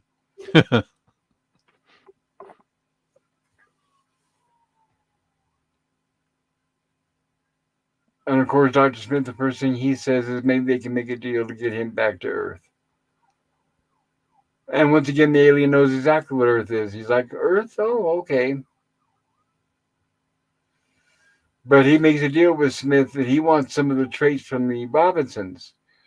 He doesn't want any of Smith's traits, but he wants the Robinson traits. And he's going to need Dr. Smith to help him do that. He's sly, lazy, cowardly, sycophantic. Right. And that's just for starters. Yeah. Yeah. There's nothing useful about you at all. That's a great line. Geez, does that sum up Smith or what? Like, really? That's great. Yep, pretty Nothing much but it is. trouble. Nothing but trouble. And for lack of a better word, a moocher. Yeah. I was afraid this was gonna be like little girls are made what little girls are made of, and they were gonna make a duplicate Smith again because I hadn't, of course, I hadn't Again. seen it. but a Yep. good one again because they're. And But then I'm glad they didn't do that, so I was Well, happy and about that. so Jill, you were expecting this to spin really fast, right? Yeah, I was waiting. But there is a major difference too. When Shatner got duplicated, like, he was, showing off his physique and looking really good. And we would never want to have the duplicate of that scene with Smith, would we? No, that won't be necessary. Thanks a lot, PvP. I put that in your image in your mind, and you will never get rid of it, Stone Man. I'm Hey, you going to never know. I'm Maybe gonna there's have some to Jonathan. I'm Maybe gonna have there's to some mute Jonathan myself. Harris. I'm gonna throw up now. Maybe there's some Sorry. Jonathan Harrison fans out there that would have wanted to see it. There probably were.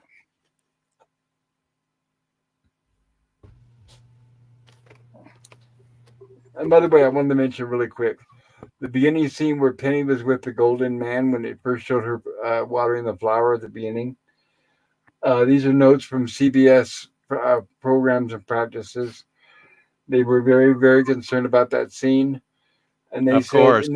in the sequence where Penny is alone and menaced by the giant figure, we would not wish the girl to be transfixed with terror, which is what the script called for. We would ask your cooperation in preventing this cliffhanger from being overly frightening for your youthful audience. Yep. Also, scene 34, please exercise directorial care at the conclusion of Act 1, where the dwarves are about to, quote, rearrange Smith. I tell you, it's like Hey, that they are just so overly. It's just ridiculous. Like, how can this show, the way it's made, especially in the second season, how can it disturb anybody or upset or frighten? It's like, Right, I'm not sure. exactly. They said they'll put them back together. yeah, It'll be fine and better than before. it'll be fine. It'll be fine. Right, just like the robot last week. Yeah. Oh dear. That might have been ugly. Now that if they done that to Smith, I don't know. Did the censors say anything about that? No, that was very upsetting to me. Yeah, Especially as a child. It's like, but did they concern themselves over that? No, just really. Well, we don't want Billy Mooney or Angela Cartwright to be transfixed with terror. Yeah, they didn't care about those kids traumatized by the robot being disassembled, did they? It's like, you silly censors, you. The robot guts were everywhere. I wanted to mention also the scene where Dr. Smith had to get up on the table. This is in regards, believe it or not, they actually do address whether he's wearing any clothes or not. Like you mentioned, PvP with William Shatner. Really? Wow. It says the actor Jonathan Harris had the same affliction as Dr. Smith, a bad back. Harris often wore a back brace under his costume. So yeah, that's why they definitely did not show him without a shirt. Otherwise, they would have. Well, he was pretty game to slide on this table, even though he had a bad back. So I know. He was a trooper. He was, because I watch the videos on YouTube where it shows cops arresting people and the people are fighting back. And it's like, Jonathan Harris was actually very, very nice and cooperative when they told him to get up on the table. Even though he's supposed to be doing it against his will, but oh well, huh? Yeah. Oh yeah, he was very helpful in getting tied up there. Well, considering he would have easily overpowered the two short people, so I'm guessing that's probably the reason why. I like this drink that he's able to make out of skunk cabbage, but make it taste like other materials, other chemicals, and so it's a bit like a replicator or food synthesizer. I was thinking I think it's close to the protein synthesizer they had on Enterprise, where it can make a bunch of different proteins, but that's about it. Yeah, exactly. Like the food cubes. You still need a ship store. You still need the organic matter to manipulate. That's what I was wondering. So you have to have some sort of organic matter for it to alter into whatever you want to eat or to consume. Is that right? Yeah. Yes. Did they ever comment on if it tastes good or not? Was it like the fly where it doesn't quite taste right, or did it taste good? Smith They said ever it say? tastes good. Well, here he said it does, but yeah, I was just wondering about Star Trek when they use the synthesizer or whatever they Depends on call who it. you Hmm. depends who you ask. So it was Like, different in the different episodes. Enterprise there, they had a hydroponics garden for their fruits and vegetables, but then they had a Uh-huh. protein sequence there, and they said they could make it they could make the food taste just about right, But in in like TNT and DS9, yeah, they like to have the replicated food, but every once in a while it Right. says it just does not compare to the real thing, and they even had that in Voyager too. So like Bourbon area, it's like it just doesn't compare to real food, but they'll eat it. They'll Okay. they'll have Yeah. it. I'm guessing if you're on a long mission, you get used to it. Yeah. And right, and if you want Right. real food, that's what shore leave is for when you're on vacation or whatever, right? Yeah, most Starfleet officers are used to it, but some of them know what good real food tastes like, so they'll cook it like Benjamin Sisko. Well, in the military, didn't they have something called K rations where they'd have to eat, if they were on a long mission or something? Oh yeah, I've had them. MREs? MREs, yes. Oh yeah, they got all kinds of special nicknames for those. Some of them are bad, but some of them are not bad. I would have to Mm. say so. I know most people have this common thought that MREs are really bad, but some of them are not really too bad. It's actually. I remember when we had them, we had to use rainwater because it said add water, and we used rainwater. Wow. And they had like spaghetti, and they had a barbecue beef sandwich. They had that kind of stuff, and it was not bad at all actually. If you ever want to buy them on Amazon and try them, you can, but they tend to be very expensive. Why are But they so spendy? they're shelf stable though. They'll last a long time on the shelf. That's the advantage of MREs. Is that why you're asking why they're so expensive there, Gorilla? Yeah. Yeah, because they're shelf. Anytime you buy something that is designed as quote shelf stable, meaning it'll last a long time, they always charge extra for it. I don't know necessarily if it means because it costs more than to produce, or it's just for the supply and demand. But like for me, you guys know that I'm on a short budget. So what I bought was actually a bucket, believe it or not, a bucket. Or they're canisters. They're canisters. I've got powdered milk, I've got powdered cheese, and I've got powdered butter. And they're shelf stable. They'll last for like 30 to 50 years on the shelf. All I have to do is add water. Like the cheese that I have, I'm looking at it right now. It's cheddar cheese, powdered. But if you add water, it's just like having cheddar cheese. They were pricey, but I bought them because I knew they would last me, and I didn't have to necessarily have a kitchen to prepare them. Especially the milk, I wanted that because that way I can make stuff because I don't always have fresh milk on hand. And all you have to do with this milk, obviously, is just add water. Sorry to get off topic there, guys. All right. So talking about shelf stable here. Let's catch up on chat. Sounds good. Always shelf stable. Yeah, Mikey says Palmer is a resident monster in all Irwan Ellen's productions because of his height. That's right. He was an ex Yeah. basketball player. Then he says, according to Oh, yeah. IMDb, 3 goofs in this episode: continuity, factual error, revealing mistakes. Oh, very Okay. likely. And Jill, you want to read this one? Sure. Reboots of the Caribbean. Alrighty. And PvP says Sandra Lee Gimple, stunt double, probably played one of these smaller droids. That would be negative. Yeah. And She PvP, wasn't how about that you? short. Yeah, PvP, how about you read this one? Sure, I'll go for it. Best quote: Sesmar using a device to determine what feelings Dr. Smith is capable of, those are in brackets, sly, lazy, cowardly, sympathic, extraordinary. There's nothing useful about you at all. Right. Absolutely. Yeah! And Right of course, there. Dr. Automatic. And of course, Dr. Smith is not like that. He does not take kindly to such a description.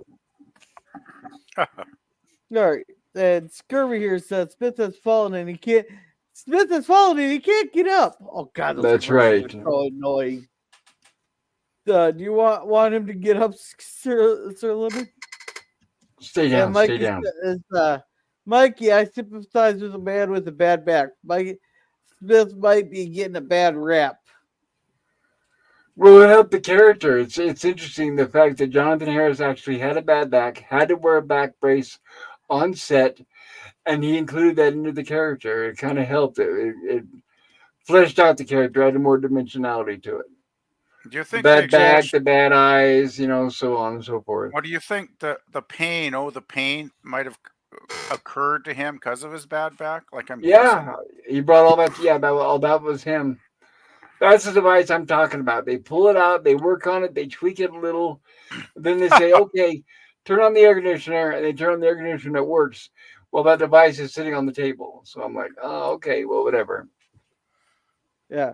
All right. And Mikey says, same here, and having an arthritic back is not a good thing. No, it is not. And I'm going through bad back Yeah. issues right now, as you guys know, so I totally agree. Yeah. Stoner, can you read this one?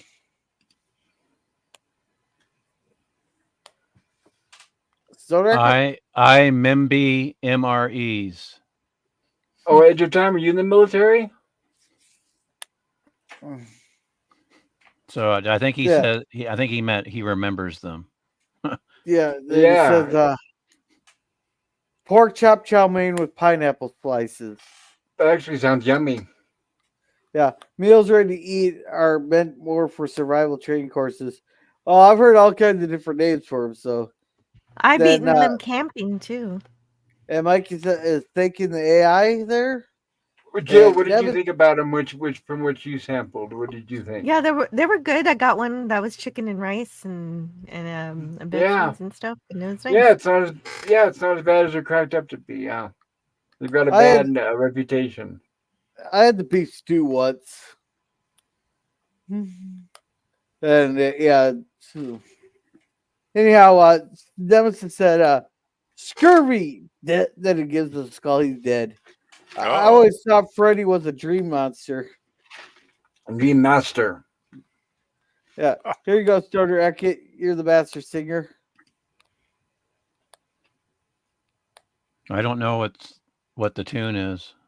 Oh, I don't Don't know. go either. to sleep, you'll dream evil. I don't know. Yes. Sounds like Yeah, I somebody don't- from Nightmare on Elm Street. I'm guessing Freddy Krueger. Yeah. Oh, Yeah. well, that's why I Probably. don't know. Nemesis says, bad backs are no joke. I didn't think I'd be this bad that young. Well, that's why you don't jump off the bridges. Sorry to hear that, Nemesis. Or get smashed by people who have fallen asleep. Your car smashed. Yeah, exactly. I have Jill a can few attest to that.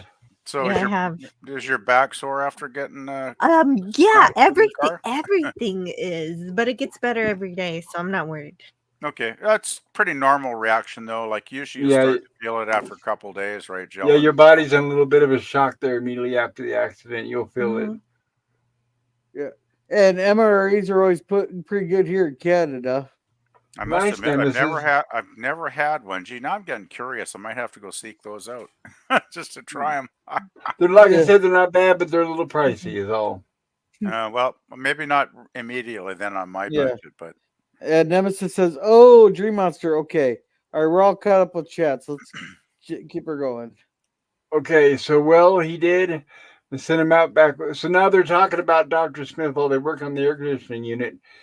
And what we have is Dr. Smith has a camera given to him that he's supposed to use to capture the essence of each of the Robinson family. Because Sesmar sent him with it. And it's interesting because the camera looks like it was painted in somebody's elementary school class as part of the third grade project. And you have to be able to, according to what Sesmar says, you have to take the images without them knowing in order to truly capture the essence of that person and their personalities and traits, I guess. you want them with no defenses, I'm guessing, right, Pop? Yes, and here he has to get a picture of Penny and Maureen. Maureen. separately. So I'm guessing you have to get the picture separately, or the camera doesn't have a wide angle lens. So who knows? Right? It might mix. It might mix their qualities too, right? Right, and nobody's suspicious of. He gets caught. He actually gets caught, No. and nobody's really suspicious of this camera that no one has seen before. No, Don and them were asking about it. They did, but he took a snapshot before they could react. Well, this is probably my biggest criticism of this episode. Don knows something's up, but instead of grabbing the camera away from Smith like I would have done, he just, he just gets all angry and then he gets his picture taken. It's like, what? Yeah. Well, I was Oh, going to say, as soon as their picture is taken, they seem to stop and then calm down, almost like Invasion of the Body Snatchers. It's like they lose their personality, I guess. Well, Yeah. didn't you Well, notice that all the Robinsons just let Smith leave after that? Like he just left, Yeah. right? well, the one Exactly. thing there, Judy took offense. Goes, he took a picture of while he's combing my hair. She's acting like he took a picture of her while she was in the shower or something. But it's When still all Invasion she- of Pride. I think that's their way of hinting, it's because due to the rating of the show, and Yeah. without having to go into too much detail, it's basically expressing that it's still against her privacy. Yeah, well, she's the only one that took that much offense to it. Something so monotonous is the point I was trying to make there. Well, yeah, Whereas you're the other right. one- You're right. Yeah. He invaded all their privacy basically. But you know what? What bothered me about that scene, and I'm trying not to be critical of this episode because it's pretty good overall. But I mean, look at that camera. You got a huge alien space camera.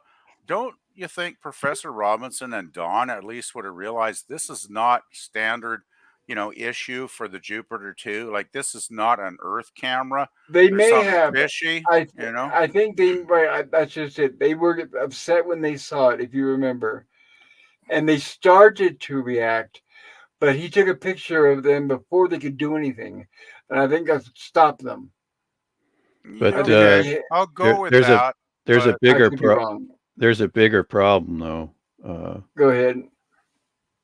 Well, Sesmar says to catch them unawares, but Professor Robinson was, And and of Don. course Don, but of course Sesmar throws out Don right away. But what does he call it? It's not a snapshot, but what does he call those things? Transpiration. Transpiration plate, I guess, or something like Yes. that. For Professor Robinson would be no good because he was aware of what Smith was doing. so So- Don would be even less good because he was actually angry. Right, Don and John. You think? Well, Yeah, but see, he keeps John's, but throws Don's out. So it's like, I have an explanation for that. He still caught. They still weren't sure what he was up to, and he caught John by surprise there, so it's still viable. Where then Don, he did not catch him by surprise there versus John. well, nah, that doesn't work for me at all. Well, no, he throws away the plate not because it didn't work, but because it was filled with attributes that were a bit more Right. negative, and he didn't want to. Right. That was my point. He throws Don's out because he doesn't want those qualities, but he can't use Professor Robinson's because he was aware of what being Right. caught by the quote camera unquote. So it's Right. He was looking right at it when it was taken. He was looking right at it, and it still affected him like it did the others. And it's like, well, wait a minute. Well, he's Right. aware of the pictures being taken, but he doesn't know for what purpose. The rule is that No, you that's just don't know true. what the purpose is. That's not Like what he it- said, like- though. Yes, well, that's what it says at the end of the episode. I don't know if it remains consistent like that throughout. It Okay. may not. Consistent, Okay. probably not. Yeah. Oh I well. think It has lost its space, so I Yeah. wouldn't bet on the consistency. For me, Yeah. it was the most problematic scene in the episode, though, because I just like, I don't know about Oh, this one. But you just wait. You I just went wait, with it 'cause it's PvP. lost in space, You just wait, PvP. That's not Whether- the most problematic for me. Oh, I might Yeah. have forgotten later stuff, but You'll be reminded. that's why Whether I'm it's here. consistent or not, it's kind of a silly. I love this visual too. Like, talk about spending big bucks for the visuals here, right? Like, that's impressive. That diagram, I gotta say. Right, Oh, definitely before CGI, everybody. oh, stop it, PvP, with your sarcasm. Isn't there enough sarcasm with me here being here? No, No, it reminds me of the cage with the cute picture of the television on the oh, monitor. That's yeah. right. That's right. Yes. It reminds me of something I would have seen in the '60s if they were doing a hygiene class or something at school. You know, it's like, this Well, is it's how you funny comb because your hair. they had to show visual representations without showing a picture. So they had the best way they could do was a hand drawn, and we saw it in the episode with uh, the, the department store where they had the department store machine and they had Berta, the android that came out of it. How it was a painting first of her, and then she came out as a person because it was either that back then. It was either have a live snapshot or to make a drawing of that person. So they chose to go with the drawing as a representation. Now it would be CGI, of course. Or you could do the Laura thing from the Laura, movie Laura, 1944, Otto Preminger. what was But that? they What did they do there? Gene Tierney, the painting of Laura, played by Gene Tierney, is Uh-huh. actually a photograph that someone painted over. Oh, so kind of like Dorian Gray. No, I'm talking about they well they used a photograph and then someone to make it look like a painting painted Right. over that photograph Oh, okay, got it. Okay. for the production of the movie. So For the it's right, it's, it's supposed to be a painting, but it's so exquisite. realistic. It's done. It's over a photograph over, so it's like, oh, Gotcha. yeah, Okay. I was thinking of Dorian Gray where they had a painting, then they slowly altered it over the production. So yeah, we're talking about two different things. yeah, two different things. Yeah, Thank you. Well, it seems our robotoid or whatever the heck he is here is finally appreciating beauty. but not for long. Oh, did I spoil it? He is still a little clumsy. He doesn't know his own strength, Oh, he unfortunately. crushed it. He has to realize that flowers are delicate. Yeah. You may have an allergy. That's a weak excuse. Come on. Well, Dr. Smith is trying to make excuses because he wants to stay on the good side because he wants to get back to Earth. So he's going to say whatever he can, right? You got it. Yeah, that sounds about right. Especially because the guy said that you took so well getting these images that maybe I'll make you my assistant. So Smith is going to milk that for as much as he can. Unfortunately, like a child, he doesn't know when to stop. So he pulls Yeah. out the remote and starts playing with the android. Sorry, go ahead. Yeah, like a toy. No, you're right. Exactly. He's treating him And like a big remote control toy. there's that blinky panel from the Jupiter 2. What's that doing there? Yeah, how'd they get that, right? Yeah, and it's also part of the Bat Cave. You know, what I always found fascinating is how alien cultures always seem to have Earth technology in They every do, huh? episode. It's fascinating, you know. Yeah, especially the I older shows and yeah. episodes where they had switches and buttons and uh, lights and everything, just like we had here, right? I know Fluorescent lights and it's things. absolutely uncanny. I cannot Shocking, explain even. it. It's shocking. It's mind-boggling, yeah. It's cosmic, man. Cosmic. Cosmic, baby. So here's where he meets back up with Penny, and he's still out of everybody, out of all the Robinsons, he seems to be most fascinated with Penny. He seems to want her traits the most I because think they seem to be the. Go I ahead. think he realizes she does have the most pure traits of all of them, right? Like, because I've always thought Penny was kind of an innocent, which is why I like her character so much. And she's also, don't forget, highly intelligent and thoughtful and intuitive. So there's a lot of good quality traits there, right? Right, and Yes, they and could have easily written this episode where he was trying to get the bad traits because he was trying to invent some sort of killer android. But no, ultimately at heart, he wants to create a good android. Yeah, And this that's why has he been tossed his out, life work. yes, and that's why he tossed out Major West's card because he doesn't want those negative traits in his. I'm still fascinated by the air conditioner device. I'm sorry. I think I think Abbott does a really good job as Sesmer, but I don't understand why they made him not understand emotions at all. If that's true, if he's so confused by feelings, how did he create these devices that can copy and extract them? Well, the Exactly thing right. is, and the thing is, he does seem to understand emotions because that whole scene where he's describing Smith as basically useless.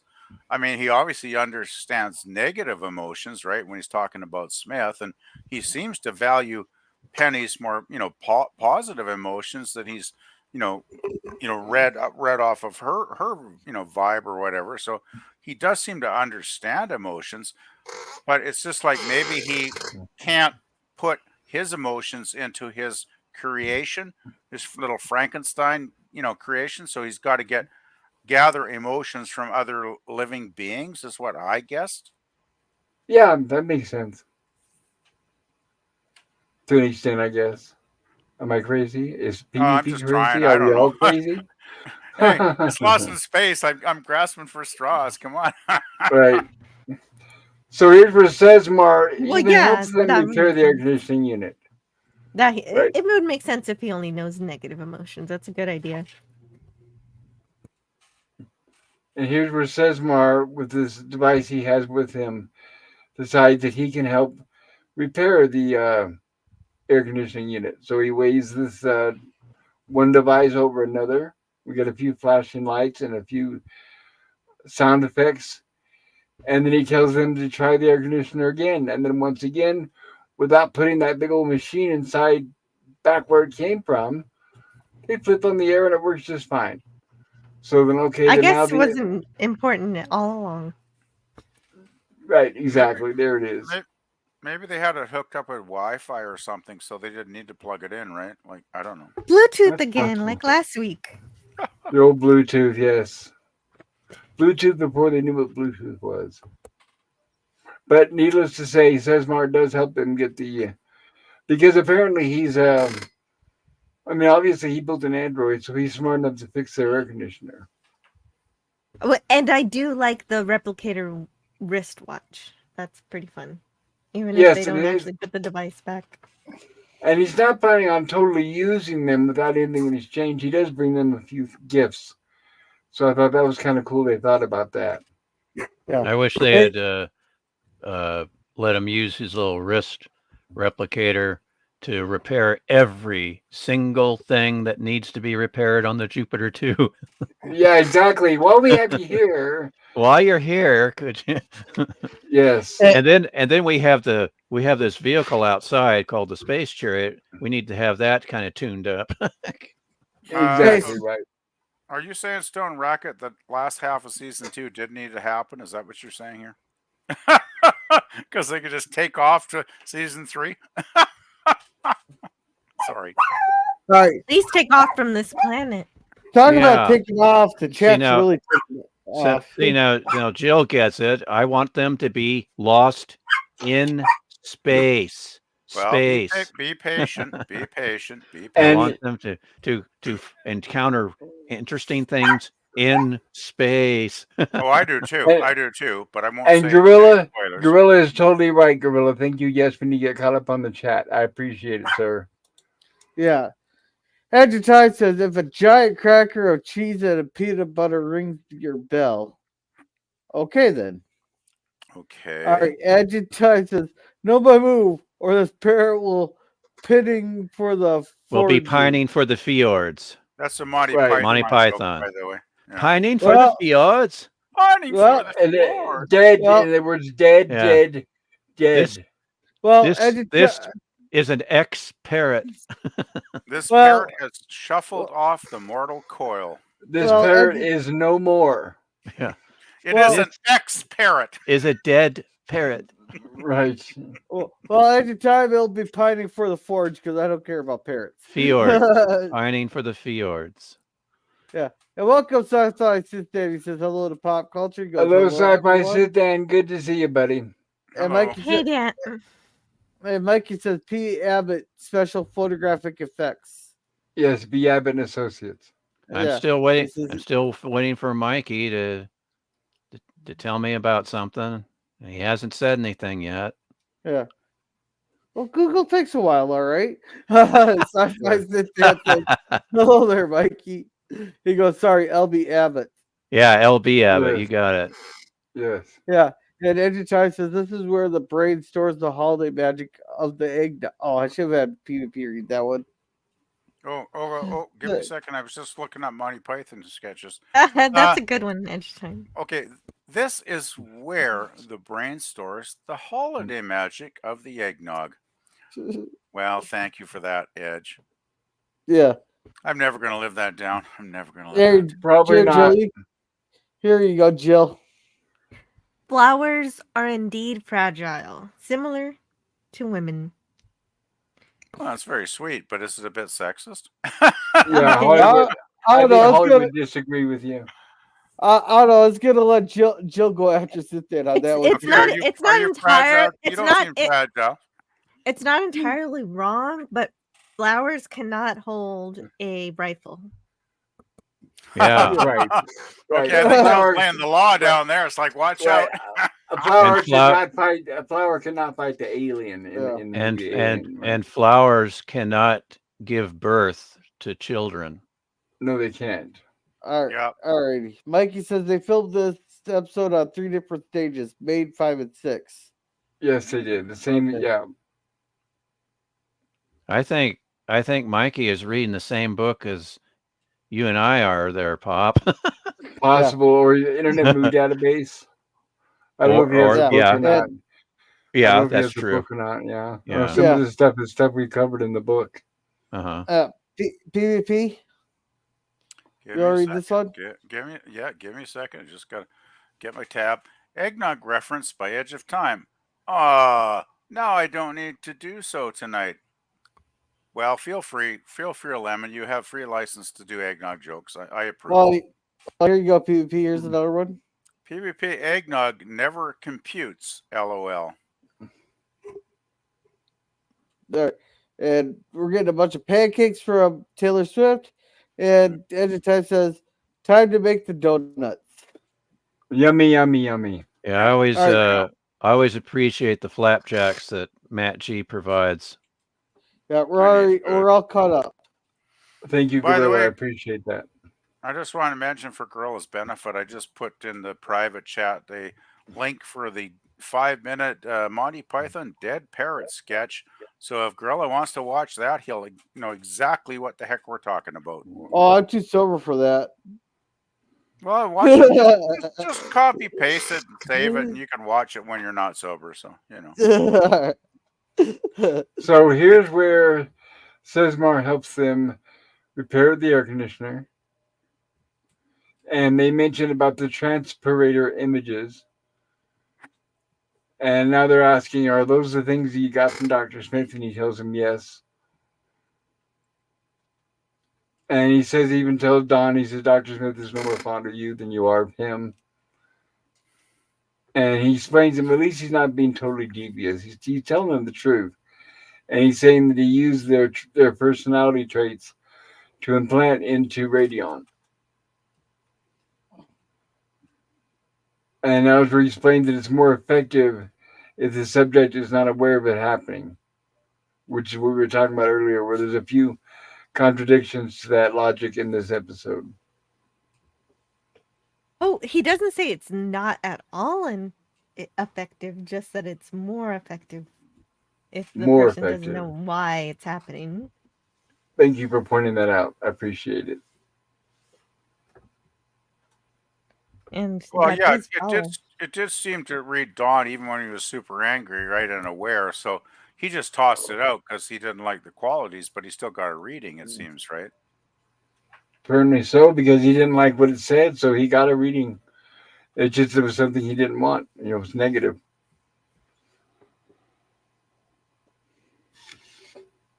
Uh, And she's still calling the gold man a strange creature, but oh well. It's a golden android, Oh, Penny. it's Penny. Right. It's a guy It's a- in a gold painted diving suit, Right. With scuba suit, I right. should say. And And, okay, robot, you're no good. Down on the lower deck, saying "warning, warning." No one right. can hear you. Well, what happens? That's Sesmar. For those in the audience listening, Sesmar decided that the images that he got, the transpirator images, were not good enough. He needs the actual Robinsons down there in his lab in order to get really good quality images of their personality traits. So he invites them all down there, and they all overwhelmingly agree, which is highly suspicious. But hey, maybe we can chalk it up to because he had those transpirator images. But they all decide, yes, let's go over to his place and hang out. And then after they leave is when the robot downstairs suddenly claims alert, alert, danger, danger, warning. Biophysical experiments extremely serious to Earth people. And I'm going to grab a soda. I'll be right back. Yeah, you're not Alrighty. kidding. The robot's response is very late. I gotta say, this is one of the probably the weaker robot episodes that we've had in a while because he seems like basically kind of useless, doesn't he? In this episode, like He always seems useless. no, he's Don't awesome a say lot of the that. time. But this one is like, well, for one thing, we hardly ever see him in this episode, and two, when we do see him here, he's like, after the fact when it's like, Chari- well, a little bit late chariot there, robot. sighting. Chariot Yay! sighting. I love the chariot. Da-da-da. I don't know if you guys knew that. Da-da-da. Yeah, I always thought that they couldn't take it with them, but they figured it out, and so that is good news. Oh, wait till season 3, Jill. You're gonna be amazed at what they can take with them. Oh, stop it. I'm already amazed by all the bowling balls Oh, there's going to be a lot more than bowling balls, believe me, Jill. and the giant cage or whatever they had. Oh, you just I don't want to spoil it because Pop might get upset, but you're going to be happy Pops, camper, I bet. Pop might get upset. I'm hopping mad here. It's like Okay, Pop here we mad? go. Okay. Nice to see the chariot again, though, I must admit. Yeah, I That's love a the plus. chariot. That's a plus. I want a real chariot to drive around in. Oh man, I wish I think I'd get probably pulled over after about 20 minutes though if I was driving that down the street. Well, that's what you get for living in Canada. Well, I think wouldn't do much better in the States, actually, Gorilla. Oh, we Oh, drive I've weird seen them stuff drive all the tanks down time. the road. I see people drive tanks down the road, so you're good. At And the as a reminder, tank. everybody, Video of that? as a reminder to everybody, a bit of trivia is that the chariot is a repurposed snowplow. Well, Sorry, built didn't up mean a to ruin snowplow. it. Yes, it's a Yeah. repurposed snowplow.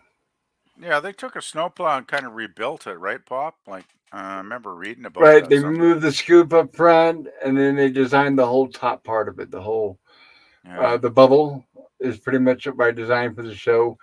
But everything you see below the track, the engine, all that, the control, the gears, all that is part of the snowplow. That's pretty cool. Of course, all the glass is stuff that they did to. Yes. Well, I'm guessing redesign. they were probably probably- concerned about weight, so I'm guessing Yeah. plexiglass. Probably, yeah, and probably the whole top is a total refit. Yeah, I imagine a lot of it would have been plexiglass, right? Because that's Yeah. safer Yes. for the actors because it won't shatter, and it's probably Except- lighter than Except real when they glass, have too. a monster break the glass. Except when Yeah. they have the monsters, right? And Then- now then- notice when they leave, Don says, I want to take the chariot so we have the firepower. So they're assuming that the chariot is heavily armed.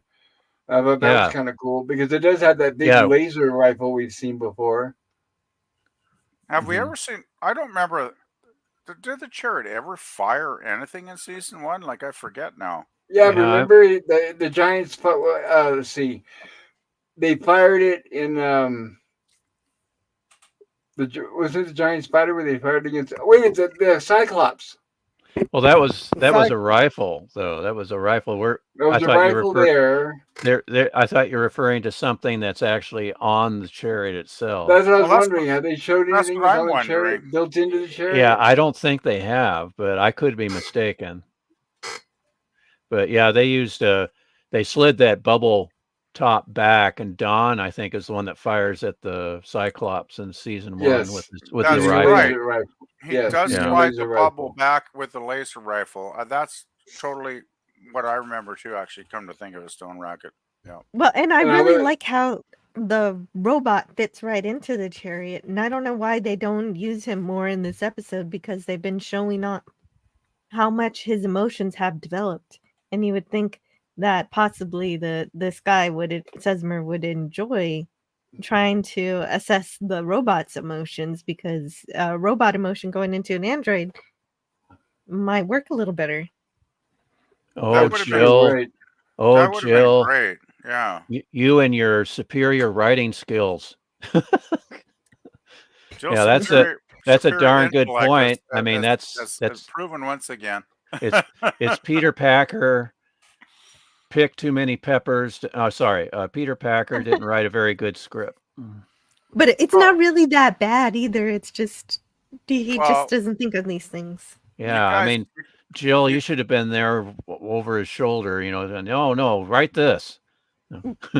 Well, that would be cool if Lost Yeah. in Space had a Dorothy Fontana. We just need Jill to That's go back right. in a time machine and look over Peter's shoulder when he's writing these stories, But right? not saying that I am that. She was a legend. Now No, I remember, think they were Jill's point, though. the scripts were polished by Don Richardson, so there was a few hands into it, and plus Irwin Allen also took a final look over the draft.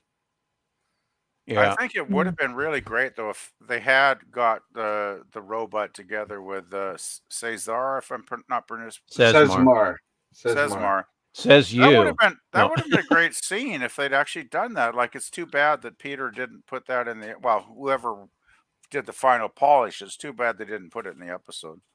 Yeah, Well, I guess the reason they did that is because they were going for the Frankenstein theme of trying to infuse the android with human qualities, and since the robot isn't human, but he isn't quite human. He isn't quite.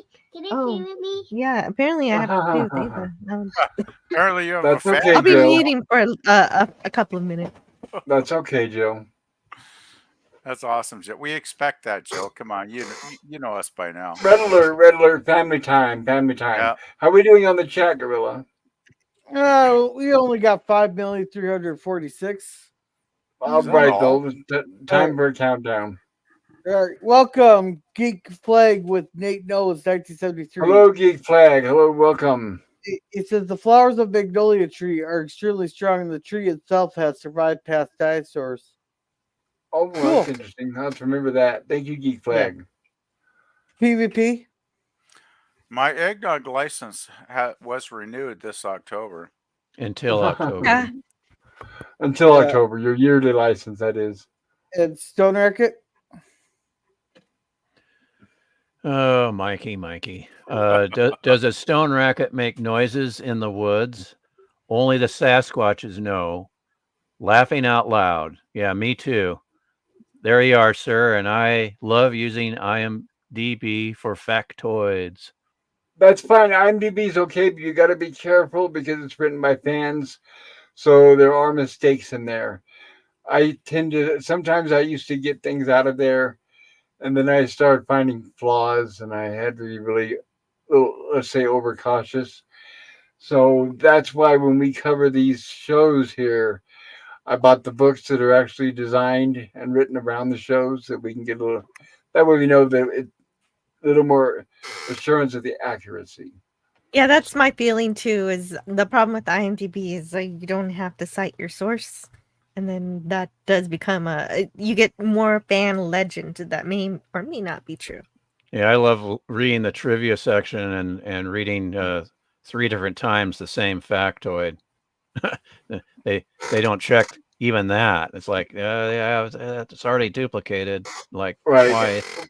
Right, and we've learned it too, Gorilla and myself, when we do Gilligan's Island, there's a lot of mistakes there on the Internet Movie Database as well.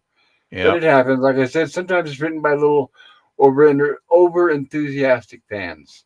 Yep. I'll put it that way. They mean well, but they're a little over enthusiastic. And now this is good to see the entire Robinson family out of the Jupiter 2 and actually part of the action. So I was Yeah, happy but to see this. yeah, but at what cost? You're right about I Yeah. have a big problem with the way John Robinson behaves in this scene. It's like nah. Anyway, more chats. Okay, Yeah. but you know what though? Even though I complain a little bit about this episode, I think it's really creative and convenient for Peter to make this laboratory a spaceship, even though it just looks like a soundstage. But Right. Oh, he- Jill, you just ruined it for me. I thought it was a spaceship. It's not a spaceship. Oh. Oh man. Automatic F. Automatic F for this episode. But didn't they put when they put Smith in the cage and we had the explosion? Didn't he transport into another reality? So maybe it's not a spaceship; it's just an alternate dimension somewhere. he calls it a flying laboratory, so Yep. you can decide for yourself. Yeah, Well, it's part of his Yes. ship. That's how I took it. Yeah. I know, everybody, if you're wondering, no, we will not see what it looks like from the outside. That would just It blow the looks budget right away. exactly like Traveling Man when it blasts off. Yeah, Yes, every it other does. episode it uses it. Yeah. And Matt G sent some more flapjacks. That's always awesome. Thank you, Matt G. Yes, I can always use those. You Yeah. better send More the butter and the flapjacks. pancake syrup too. They do have butter on them, and they have it looks like a little bit of syrup too. Oh, Perfect, okay, I stand perfect. corrected. All right, so just stuck. Was there some other chat you were going to read, Gorilla? Yeah, it goes. It makes it Hello Geek Squad here, and here goes PvP. Every October 22nd, I obtain permission from PvP to tease him about eggnog for another year. And I'm Right, totally in good with that. writing. I'm totally good Right. with that. So we got proof in writing. There you go. I approve. I approve. All right, PvP. Oh, jeez. This eggnog joke's ever going to end. Aha! So eggnog does have a renewal expiration date, Sir Lemon, LOL. Sir Lemon, how formal. Yeah, and Oh, Geeks you says know. maybe the Robinsons went to his lab because he has AC. Yeah, he's got his AC's working like a charm. He goes and makes it all the Geeks. And is that a snowcat? Yes. Talking about the The chariot. the chariot, yeah. Okay, and you might have reused this chariot for a snowcat in the Shining film. It was very similar. I don't know if it's the same one, unlikely, but it was very similar. Well, it looks like only 3 of us get steaks from Matt G. So, Yeah. Well, I'm not able to eat right now, so I'll share. oh, okay. All right. And Geek said, "Did you guys hear breaking news? If Kathleen Kennedy has resigned from Star Wars, I can do a quick fact check on that while we read chat. Or just read the next chat. Yeah, it's, April Fools. Yeah, that Yeah. rumor's been going around for what, like 3 years now? 50 years, Yeah, it feels like. yeah, we hear that. The rumor that Sorry. it could happen, not that it will happen. Citation needed, Edge of Time says. Don't be PvP. Don, you're blogging noggin? I have no idea what that means. I don't All right, either, we're but all I like caught the up. little dinosaur. Yeah, dinosaurs That's are cool. It's a brain and a dinosaur. Like, wow. I don't know, man.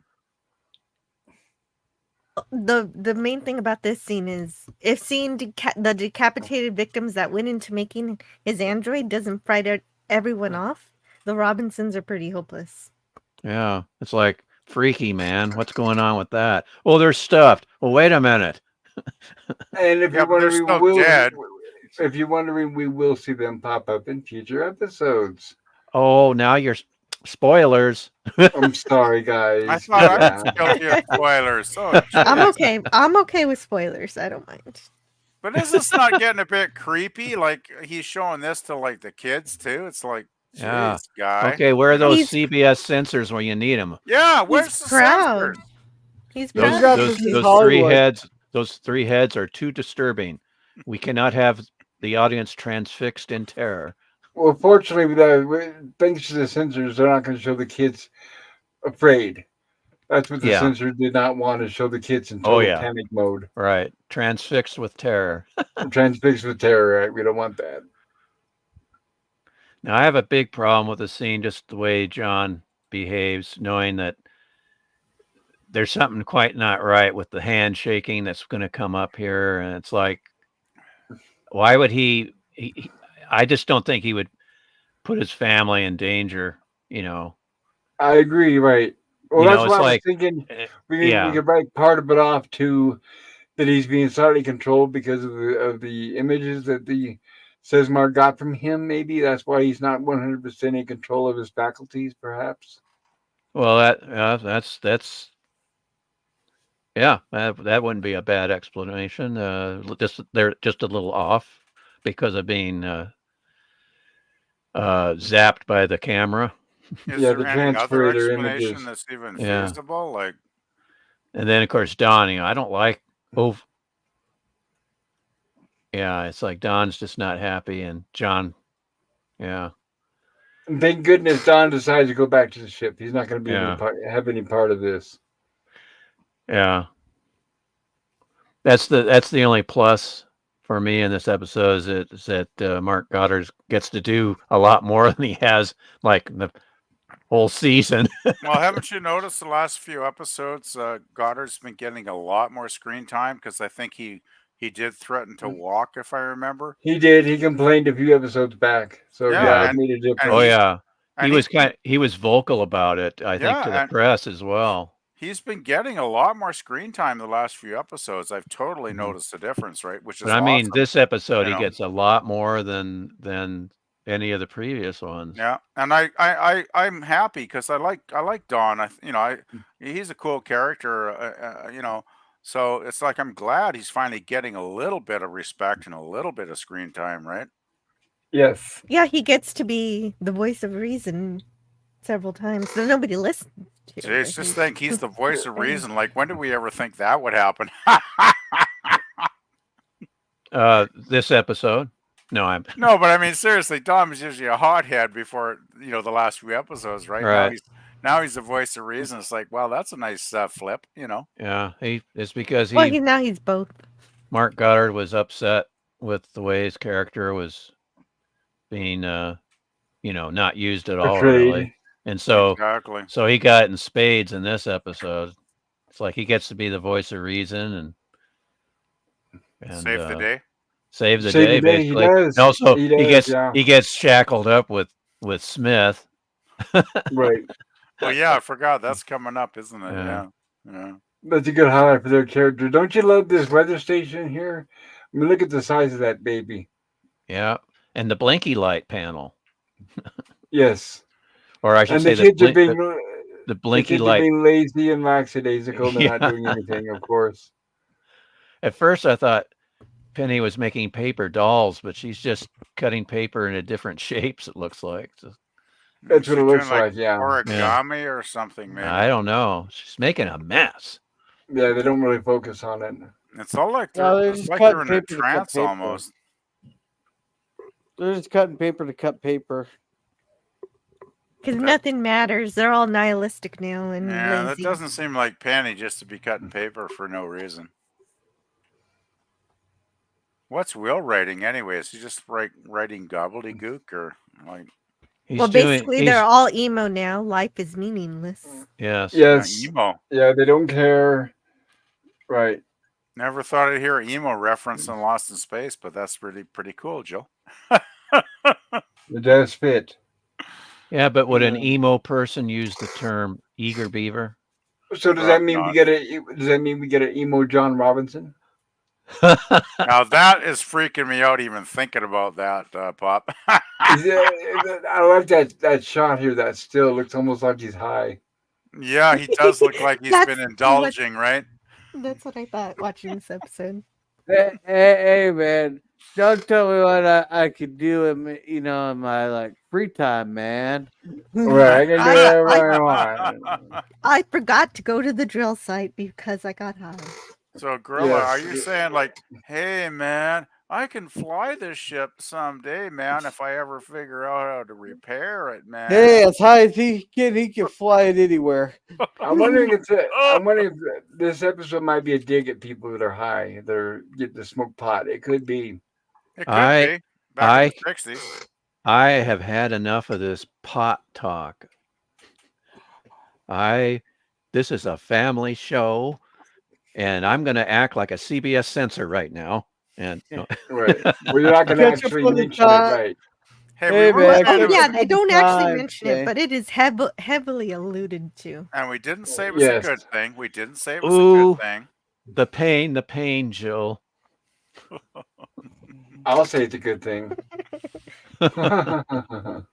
It helps with the pain. You realize what you're saying? Jill, Yeah. I'm shocked. What do you know about helping It with the makes It's pain? the like with saying pain that go. survival isn't important. Of course it's important. John, It, what's ma- wrong with you? it helps make the pain go away. Oh boy. Like in Return of the Living Dead. I gotta say, John's pretty mellow here for You're sure. acting like you're in Cloud Cuckoo Land. This all started when he shook hands with that robot Radion. Don't you understand? So he's pretty much yelling at John, but John is just doesn't really care anymore at this point, and he's just chilling. But Don is going to get things done. And they're acting like another thing too is they're acting like it's still hot. But even though Sesmar repaired the air conditioner, the way John's sitting around in his t-shirt, they're acting like it's still hot aboard the ship. But oh well. John wasn't in his t-shirt. He was in his regular shirt. Was he in his t-shirt in those last shots, Jill? Yep. Can you go back? No, not t-shirt, his regular green shirt.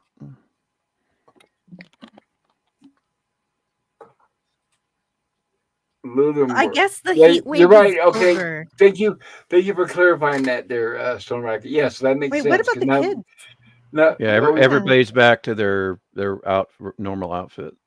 well, I notice it's not like real life where somebody says, "Will you close that door? We got the air Yeah. conditioner on." That's right. That's what you were thinking about, Pop. Is that door shouldn't Yes. be open? Yeah. Yes. Did any of you guys find it weird that the robot or creature, whatever the heck he is skipping rope here? Like, Radion.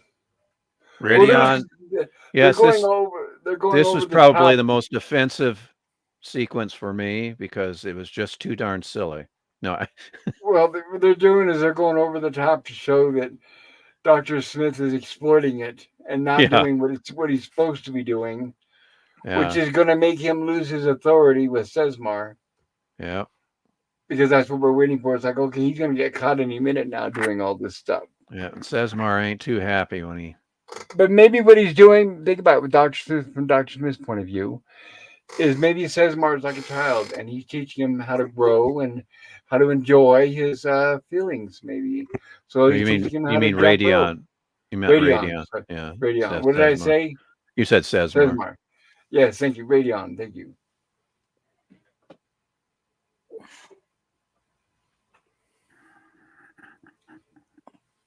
Yeah, I like how it just says gibberish for Kling and Clang. But of course, that's Yes. the way Kling and Clang talked on HR Puff and stuff. It's just gibberish. And the Jawas and all the rest. Yes, Yeah. exactly. Well, the Jawas actually had a language. And here's they get caught by Sesmar. And Yeah. he's waiting for an answer. He wants to know what is going on here. You're turning him into a clown? How How dare dare you? Yes, exactly. All that effort and that time I've spent, and you're turning him into a clown. Just because he isn't crushing the flower, he's a sentimental dolt. I beg to differ there, Sesmar. Isn't that one of the qualities you want him to have, says Dr. Smith? That's what I meant a minute ago when I said Dr. Smith is perhaps teaching him how to enjoy his personality Yeah. traits. There you go. You think the kids would be the ones doing that, right? You think it'd be Will and Penny teaching them how to do that. But I guess they don't have those traits anymore now that he took them away, apparently. Yep. It's all up to Zachary Smith. And Don. Well, I meant for this particular instance. And then now, Oh, yes. now to save the day, definitely Don. Right. And here they get another transporter image of Don. Does it make a difference? Does it help? But it does seem to transfix him, and he seems to be Yeah. They've got more. They've got a more advanced camera. Well, yes. Well, the reason he's doing that is because he thinks that it'll even out them between the Dr. Smith and Don's personalities will even out the what's his face Radion. Yeah. Oh, So now yeah, another up. Was that the scene where the robot is now not destroying the flower and Sesmer says now Radion is too sentimental because before he didn't want him to destroy it. Yeah. So Yes. now it's just like who knows what this guy actually wants. Yeah. He doesn't even know. Right. He needs to make his indications clear and exactly what he wants. So now we have Dr. Smith and Don chained together. And this is a good idea, like it says in the book. This is a good idea that they threw this into the script. And hopefully you all have seen the movie, the Defiant Ones. The Defiant Ones. I have great movie. Of course, that plot's been copied, right? That trope has now been copied to the point where it's a cliche. Yeah. But yeah, I agree. The original movie was really good. That was that was the first movie I saw that dealt point blank with racism when I was a kid, and it just blew me away. I thought it's one of my favorite films from the 50s. I saw it many years ago, and it is a fantastic film. I highly recommend it to anybody who's never watched it. And PvP 60s, 50s, 58. It's 58. Okay. PvP, what was Tony Curtis's nickname in the movie? Oh man, I haven't seen it in like 30 or 40 years. I can't remember. Joker. Okay. Yep. All right. I like when it shows up in Roger Rabbit, and Roger Rabbit's like, "Oh yeah, I could get out of this handcuff anytime." All right, let's catch up on chats real quick here. Okay. I suppose. Any more pancakes? And Edgetime says, I dubbed the Sir Lemon of the Pies on behalf of the grateful YouTube nation. Thank you, and I second that. I completely agree. And he has the sword to knight him. So that's cool. Jill, you want to read this one? Jill, the middle stuffed head looks like Snoop Dogg's alien cousin. Yeah, no, I did think that was kind of in bad taste. Wait, you're saying it looks like Martha Stewart?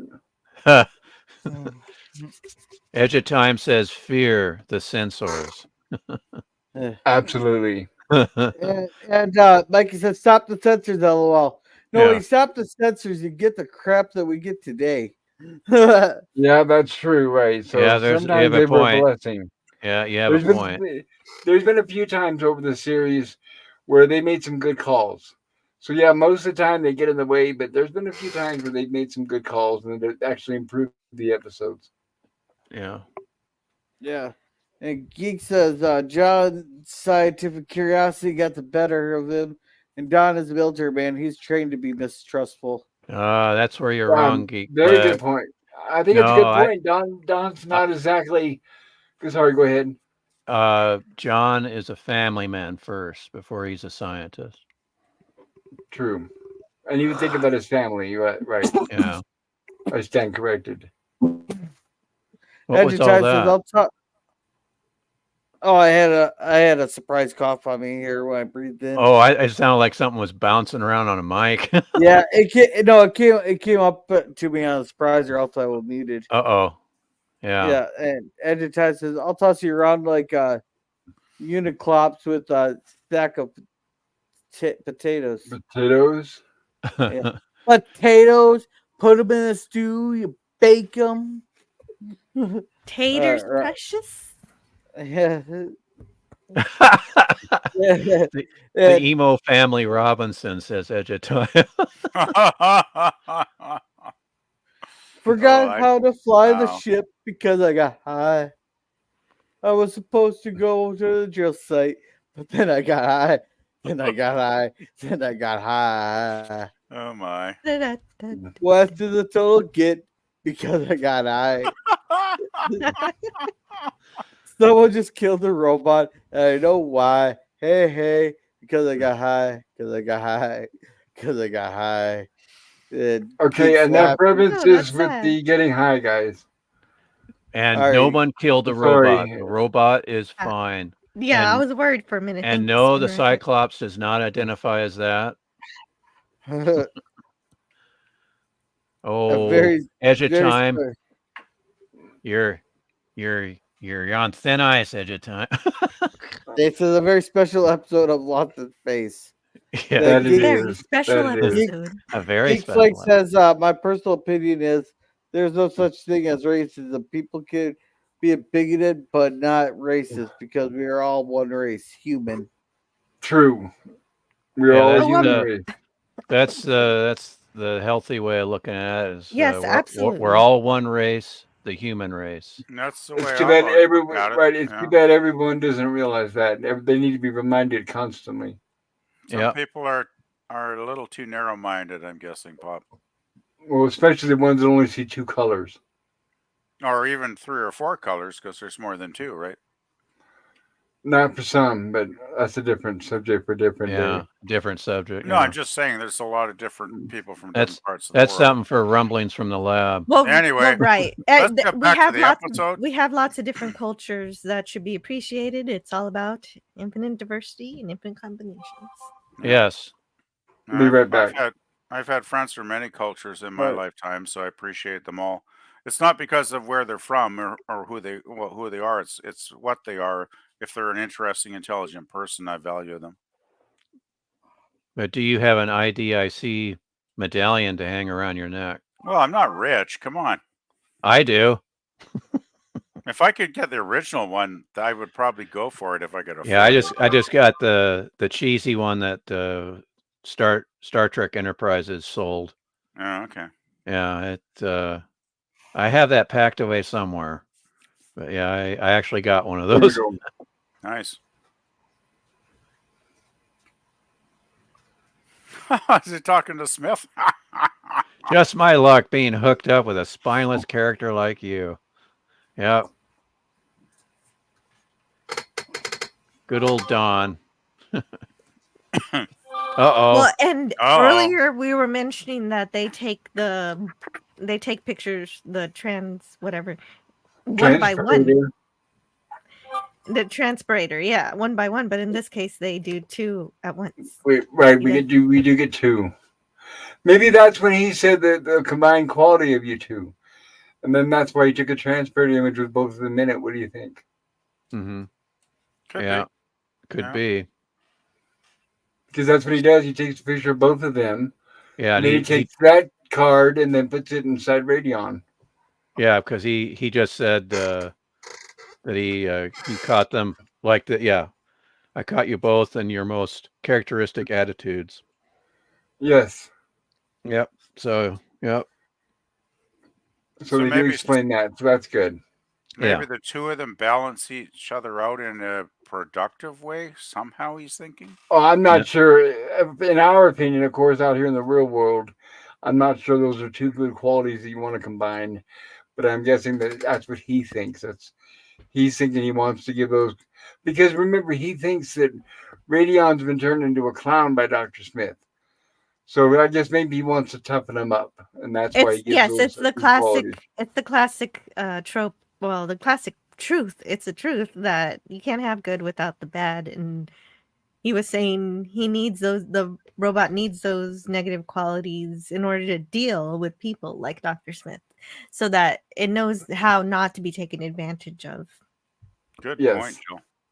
I it's need my pain. It's kind of like the enemy within without doing the enemy within. Yeah, exactly. It's my ship. My ship. Oh, sorry.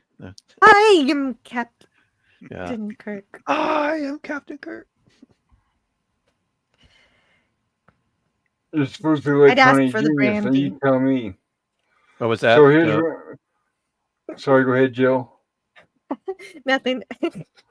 I said, give me the brandy. Okay, Yeah. I did it. I said, give me the brandy. And then he gets real clever with Wilson. Wilson, how you been? Give me your phaser. Then I'll knock you out. So now we get Poor Dr. Wilson. Smith and Don need to work together to escape this trap. Yeah. Mm-hmm. This is And actually great because they're both actually communicating here, trying to figure out what are we going to do. Like, I can't remember the two of them ever wanting to work together like this, and I love this scene. Well, PvP, you love the third season. This happens again, the third season. But this is the first time I think finally Yep. they've actually said, "Hey, we're in serious trouble here. We gotta put our differences aside and actually help each other and figure this situation out and get out of it." Right? Like I thought this was a great scene. Yep, I think so too. So now they decide that they want to trick Radion into coming over to them, and Dr. Smith decided that he's best for that, of course, because he's good at deceit. So he calls Radion over, and with that, of course, we all recognize that prop behind Radion. It's a combination of a few props from prior episodes, and we will see them again. And Don tosses that chair or that stool, which happens to be right next to him, into the easy machine reach. that Radion tosses it into the machine that Radion uses to unlock them. And now we get our escape sequence. And With music. Radion running into all the machines and making them spark. And it's like two kids. They come in and it's like, oh, Dad's asleep. Shh, be quiet. Try to sneak the remote away from him. Yeah. So Sesmar's asleep, and apparently he doesn't hear all the noise and the commotion. So it takes a lot to wake him up. But finally he does wake up. And Don decides to threaten him. He's going to use his torch, which, as we all know, is just a firework, Roman candle. And thank goodness that we got practice here from Radion, because he manages to smash each of those consoles that the good Dr. Sesmar has. Yeah. Look at all those sparks. Look at all those sparks and fire. And it's a good thing he's wearing that safety goggles. So he doesn't worry about any visor, burns. Yeah, the visor. Yeah. And he's stumbling around and he stumbles off camera. And this is where Sesmar is starting to realize that what he did is maybe not such a good thing. It's funny because those heads behind him you can see are clearly paper mache. So here's where Don and Dr. Smith are trying to escape, but of course, in typical Dr. Smith fashion, he's not able to run very far, and he wants to keep stopping to rest. What do you want me to do? Give you a fireman's carry? Oh, would you please? I know exactly. It's like, no, I don't think so. Yeah, I don't think so. That would have been kind of epic, actually, if he no, could have actually done it. Radion's picking up a rock. Oh. Fortunately, he's not very strong, and he's a bad aim. Yeah. Which, you think that being an android, he'd be much stronger than that. But oh well, right? What are you going to do? Well, you're in pretty bad shape. Maybe I can fix you up, he says. Dr. Smith messed him up when he had him skipping rope, I'm guessing. So, yeah. Totally. Turned him into a wall. Yeah, turned him into a wallflower. I was going to say. We did get our explosion inexplicably when Don throws the torch at Radion and it lands at his feet. It explodes. So and it blew up real good. Yeah, it blew up real good in Radion's face. And they make a break for it to Jupiter 2, where we have Professor Robinson. I'm surprised he's not whittling. but he's just sitting there doing pretty much nothing. Yeah, he should have been whittling. That would have been perfect. That would have been classic. Yeah. Yeah, is it the director Don Richardson? He should have given him that business. Yeah, It's they like, have wood. They have knives. They have wood on the planet. He Yeah. could have been whittling. yeah, because Yeah. I can't see John Robinson sitting there doing absolutely nothing. Like that seems very out of character. Yeah, well, Exactly. they're all supposed to be out of character. Oh, he's But very out of luckily, he character. still knows how to use a laser gun. And the subtitles give us laser blasts in brackets, so we know what's going on. Well, and I was going to mention that according to the book here, they originally wanted an effect to show those chains dissolving, but budget. They were told no. Budget. So we So they get just the completely disappearance. disappear. They just Yep. disappear, right? That's right. It's And a too and a puff of noticeable. smoke.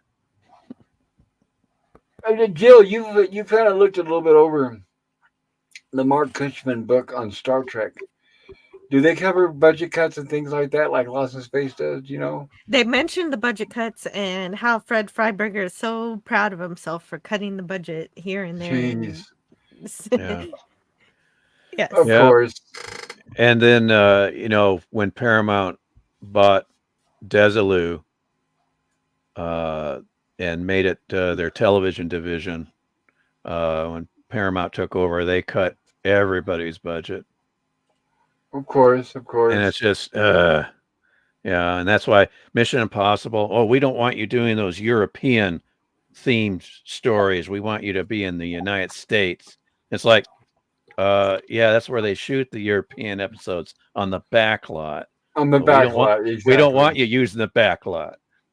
Or something. I don't know what their reasoning was. It was just ridiculous.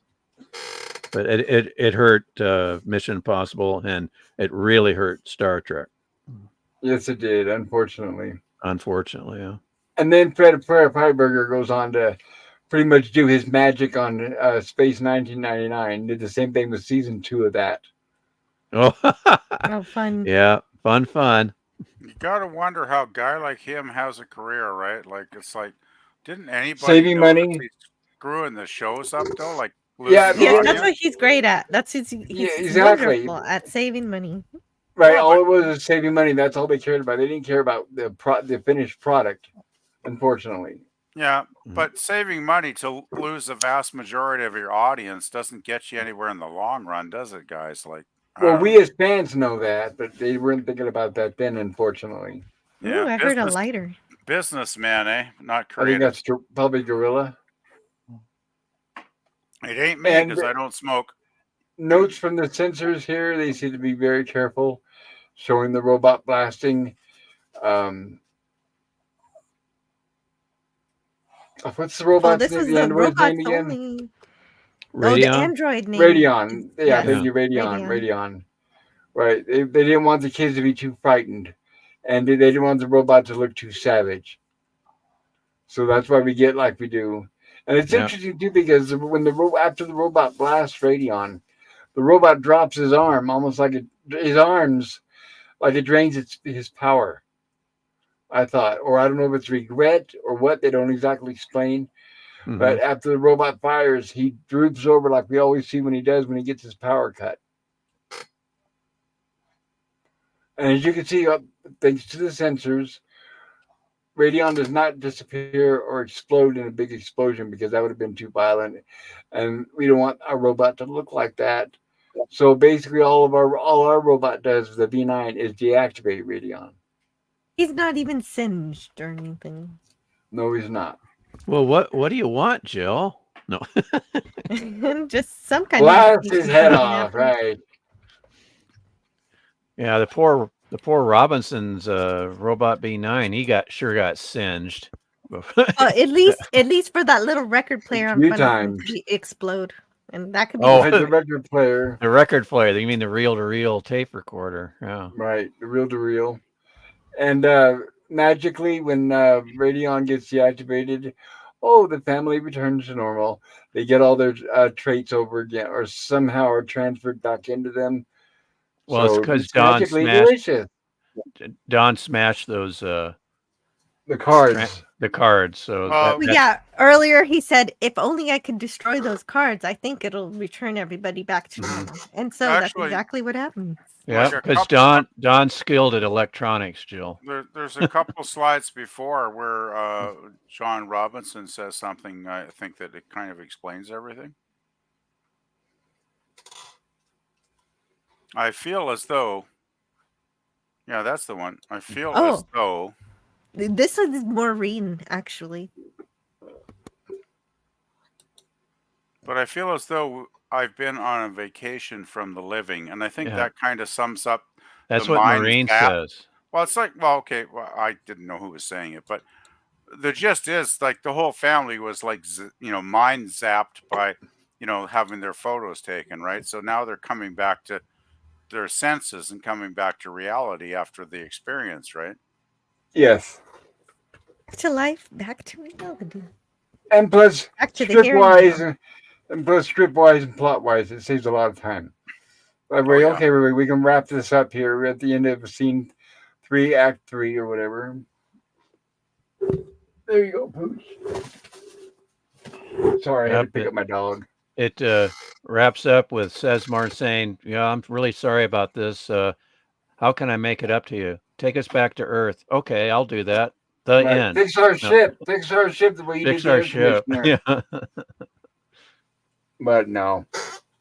He just disappears for another day, which we will not see. Or better yet, take Dr. Smith back to Earth and get him out get him out of our lives. Turn him Yeah. in. Turn him in. Turn him in, yeah. In both cases, though, the show couldn't do that because it had to keep going for another season and a half, right? That's right. No. Yeah, right. No. Like Gilligan's Island, it's like, oh, the poor castaways, but they can't get rescued, or Oh. we won't get them next week. Oh, Logic, those logic, poor people. logic don't matter when you got to keep the show going. At least not in Lost in Space. But I still love this show so much. Oh, this is good. Aren't you going with the master and talking about how he was pretty much at his beck and call for everything, Yeah. down to the point of being a traitor? But no, Dr. Smith is not going to, of course not. He's going to stay behind with the Robinsons. And once again, we get a great robot laugh. Yes, we do. Our wonderful robot actually does laugh and has a good personality. Yeah.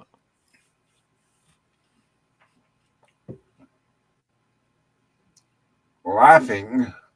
Of course, Yeah. Dr. Smith takes that into offense. How dare you laugh at me, you cantankerous, cold-hearted clump? A lot of alliteration there. Yes. We get the weather report from the robot. Right. Yes. Unfortunately, doing Will Robinson's job for him.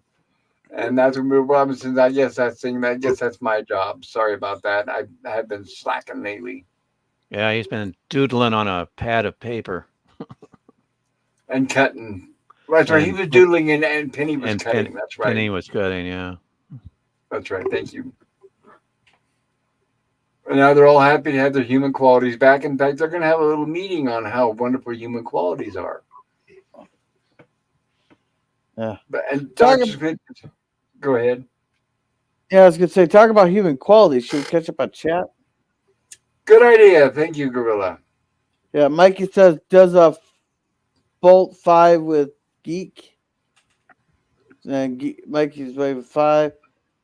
Had your time said, sweet doctor. And Mikey says, Dr. Zachary Smith needs a West SmackDown. Am I right, panelists? Yep, Well, a Don West SmackDown. You got it. Within standards that the censors will allow.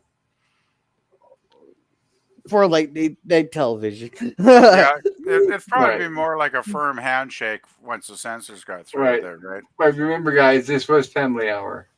No, on what they could have on done. CBS, which Well, makes they it even could've done- more of a safe space. But Yes.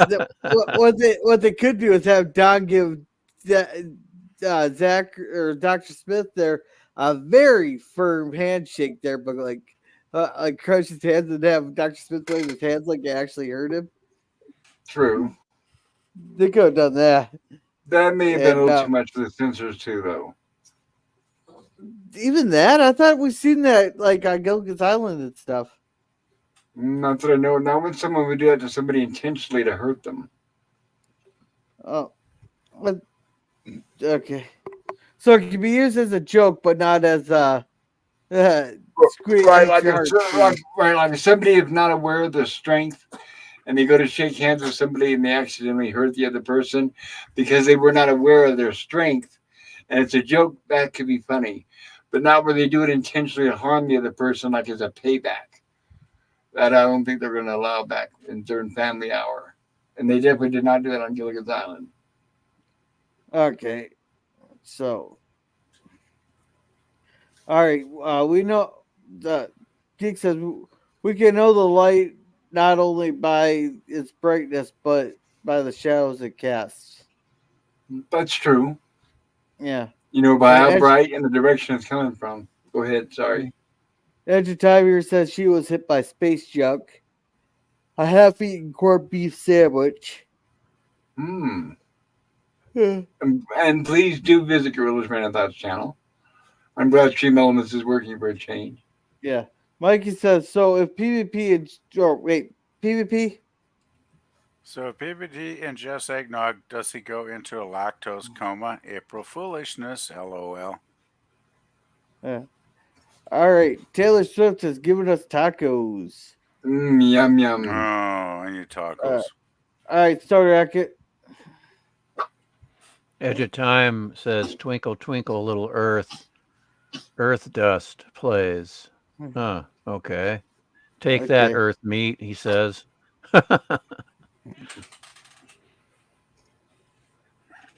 Or playing the mouth harp, a super moist harmonica or nose flute. Okay. Oh, that's possible. It's time to stop. Where are you, parents? Didn't you see the streetlights come on? You know where your Yeah. children are? Yes. Yeah. Hey, they're not my responsibility tonight. So, Yeah. Right, who cares where they are? Right? Yeah. That's how what my mom would say. When it was summer in the summer, when the street lights come on, you guys come inside. Yeah. Well, it's tonight it's the mother's responsibilities for the kids. So, alrighty. Geek says Radeon was connected to the Robinsons like Wi-Fi, That's and interesting. and soggy tater salad place says Vegetime. I'm not sure what that is. Yeah, I don't know either. He was hogging all the bandwidth. It makes sense. All right, Vegetime says expedition to Geezer Peak. I beg your pardon. No. So we're getting us, because of us old people on the panel, we're getting Pete Geezer, I guess is what that means. Yeah. Okay. Wow. Well, we are. I think we are peak geezers because we're awesome geezers, are we not? Possibly a lot of knowledge. It brings us knowledge, which I'm happy. We're quality geezers on this channel. Yeah, and Vegetime says baby's first Democrat. Demon cat. Oh, demon cat. Close enough. Close enough. Yeah. And PvP. PvP sounded like he has grown fatigued of eggnog jokes for the night, like Khan in Space Seed. I've grown fatigued. All right, that's all the chats. Thank you, Gorilla. I appreciate that. Yeah, no problem. So now we have here, we're going to get our cliffhanger for next week. Because the robot reminds Dr. Smith that he's not invited into this meeting about qualities because nobody wants his qualities in there. And of course, the robot has something to say about that. Right. We enjoyed some delightful experiences together, says Dr. Smith. But the Robinsons don't seem to agree, and especially the robot does not agree at all. Yeah. And then Penny tells him, "You're not even very romantic. Don't you know what time of year this is?"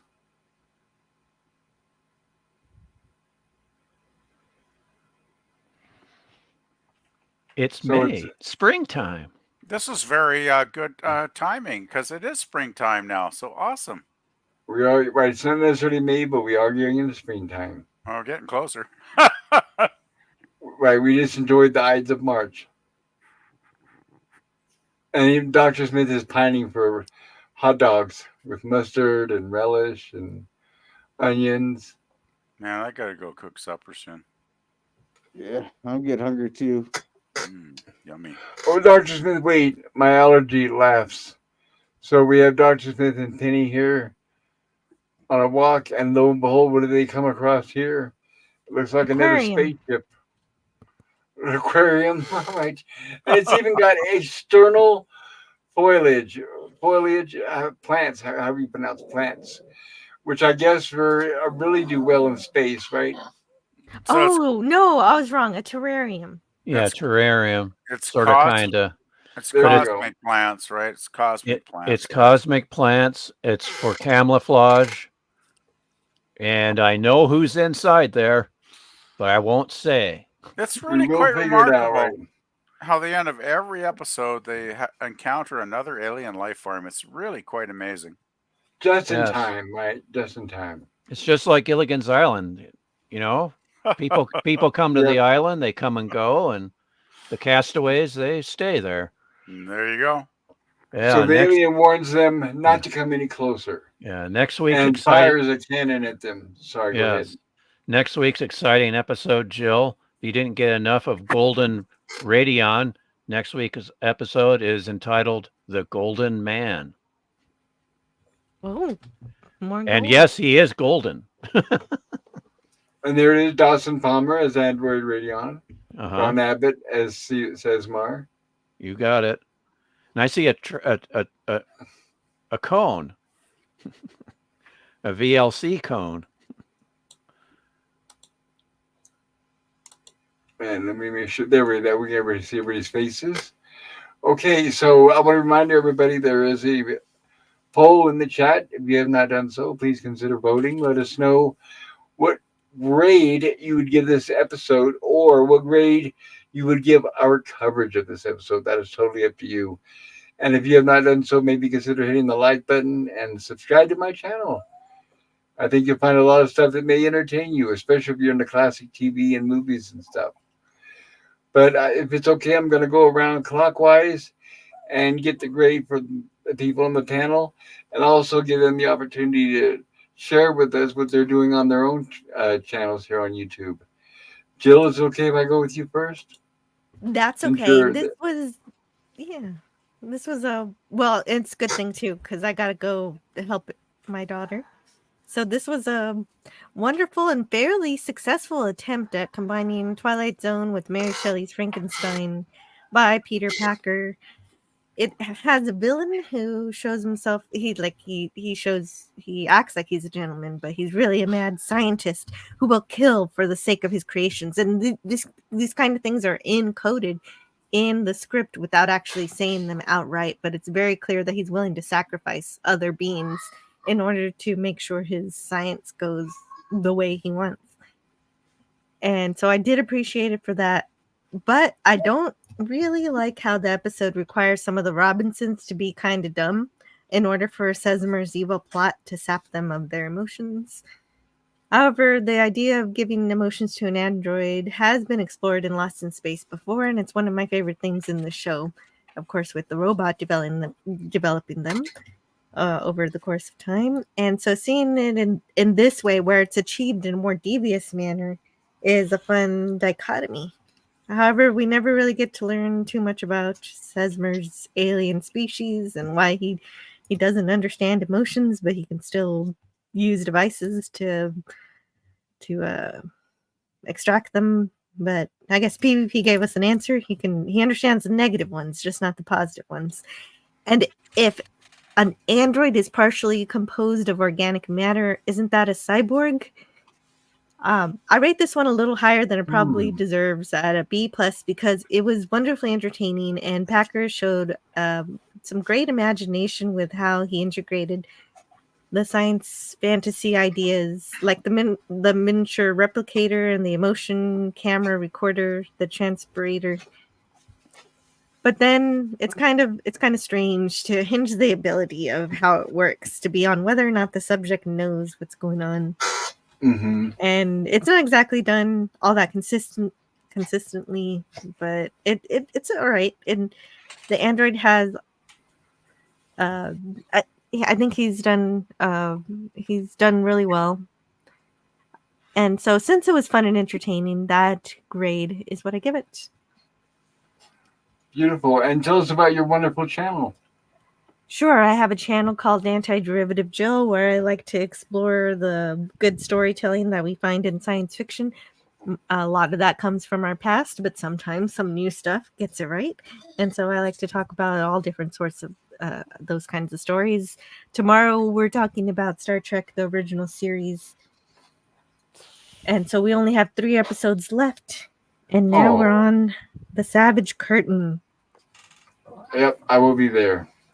And yes, and you will be there, Scotty R37 and Stone Racket, Can't wait. and also Jim's Landscape. It'll be a lot of fun. And And on also Friday, Janos, and plus Janos Prohaska. So I'll be glad to see him again. oh yeah, and Friday will be another Star Trek show. It will be, I will cover First Contact because it falls on First Contact Mm. Day, which will occur in you know in 1963, something like 2063 rather. I think. Yes, Very cool. that's right. First Contact 2063 Jill, do you have on April 5th. a member stream this week? Oh, that's right. Thank you for reminding me. I totally forgot. I do have a member stream. I haven't made the thumbnail for it, but it should be on Wednesday at the normal time at noon and after my show tomorrow because I'm going to be super busy doing that tonight and tomorrow morning.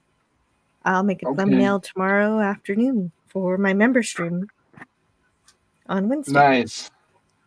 Well, thank you, Jill. Anything else? You're welcome. That's all for now. Thank you. Okay. Well, and thank you for your wonderful job on the slides tonight. I really do appreciate it. We could not have done it without you. Oh, my pleasure. It's a lot of fun for me to pick which scenes of the episode I think are most important. You've got a good eye for it. Gorilla's Random Thoughts, my good friend. What say you about tonight's episode and your channel? Well, they always say the eyes to or the way to look to a person's soul is through the eyes, and it's kind of represented when you have to take a picture. Kind of take a picture of them, and you gotta love that old timey looking camera that they had there. Right. I really appreciate that.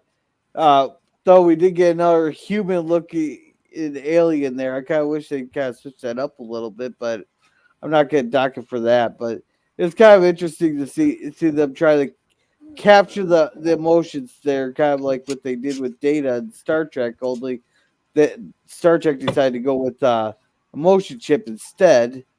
But Mm-hmm. who was to say we'd be the same people if we did not have our same characteristics and emotions, like they are drained out of them there. It's kind of they had to swap out the emotions for their characteristics by giving them to radon. Right. So I'm gonna give this one an A-. Oh, very cool. And what about your wonderful channel, Gorilla? Tell us what you got going on over there. We do a couple watch parties a week there. Wednesday will be Justified there, and there we'll be watching 2 episodes from season 5. Then for Cringe Stock this week, Poppy, you always say how much you love the Microwave Massacre there. Microwave Massacre, right? Can't live without it. Can't live with it. Can't live without it. I couldn't defend that movie to save my life there, but you said it's because I watched it wrong, Rog, you got to watch it while Yeah. drinking beers with friends. So Well, right in the first person, not through somebody else's eyes, right? yeah, so we're gonna be doing that this week for Crunch Stock. And I will be there. Can't wait. Before we continue our war with PvP here. And a bit of trivia, everybody. The Microwave Massacre stars Frosty the Snowman. The same guy who does the voice of Frosty the Snowman. Happy birthday! That guy. All right. So then Wednesday we were reviewing the Walton's episode. I think it was called the Romance, wasn't it? PvP. Yeah, you mean Friday, don't you? Yeah, Friday. Yeah. And Germ. Well, we should have Germ there so we don't go on a tangent about those chickens again. Darn Well, chicken.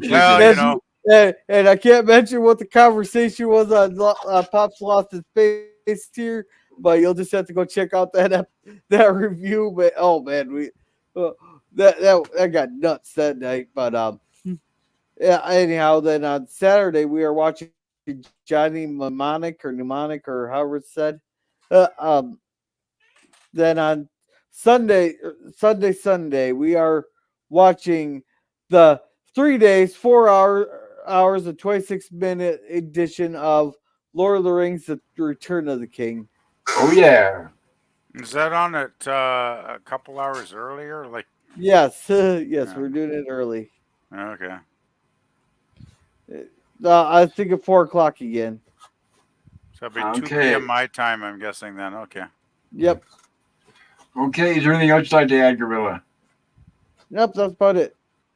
Thank you for helping me out with it once again. A wonderful job on the chats. I could not have done it without you, and I'm not kidding. Yeah, So no thank you problem. very much.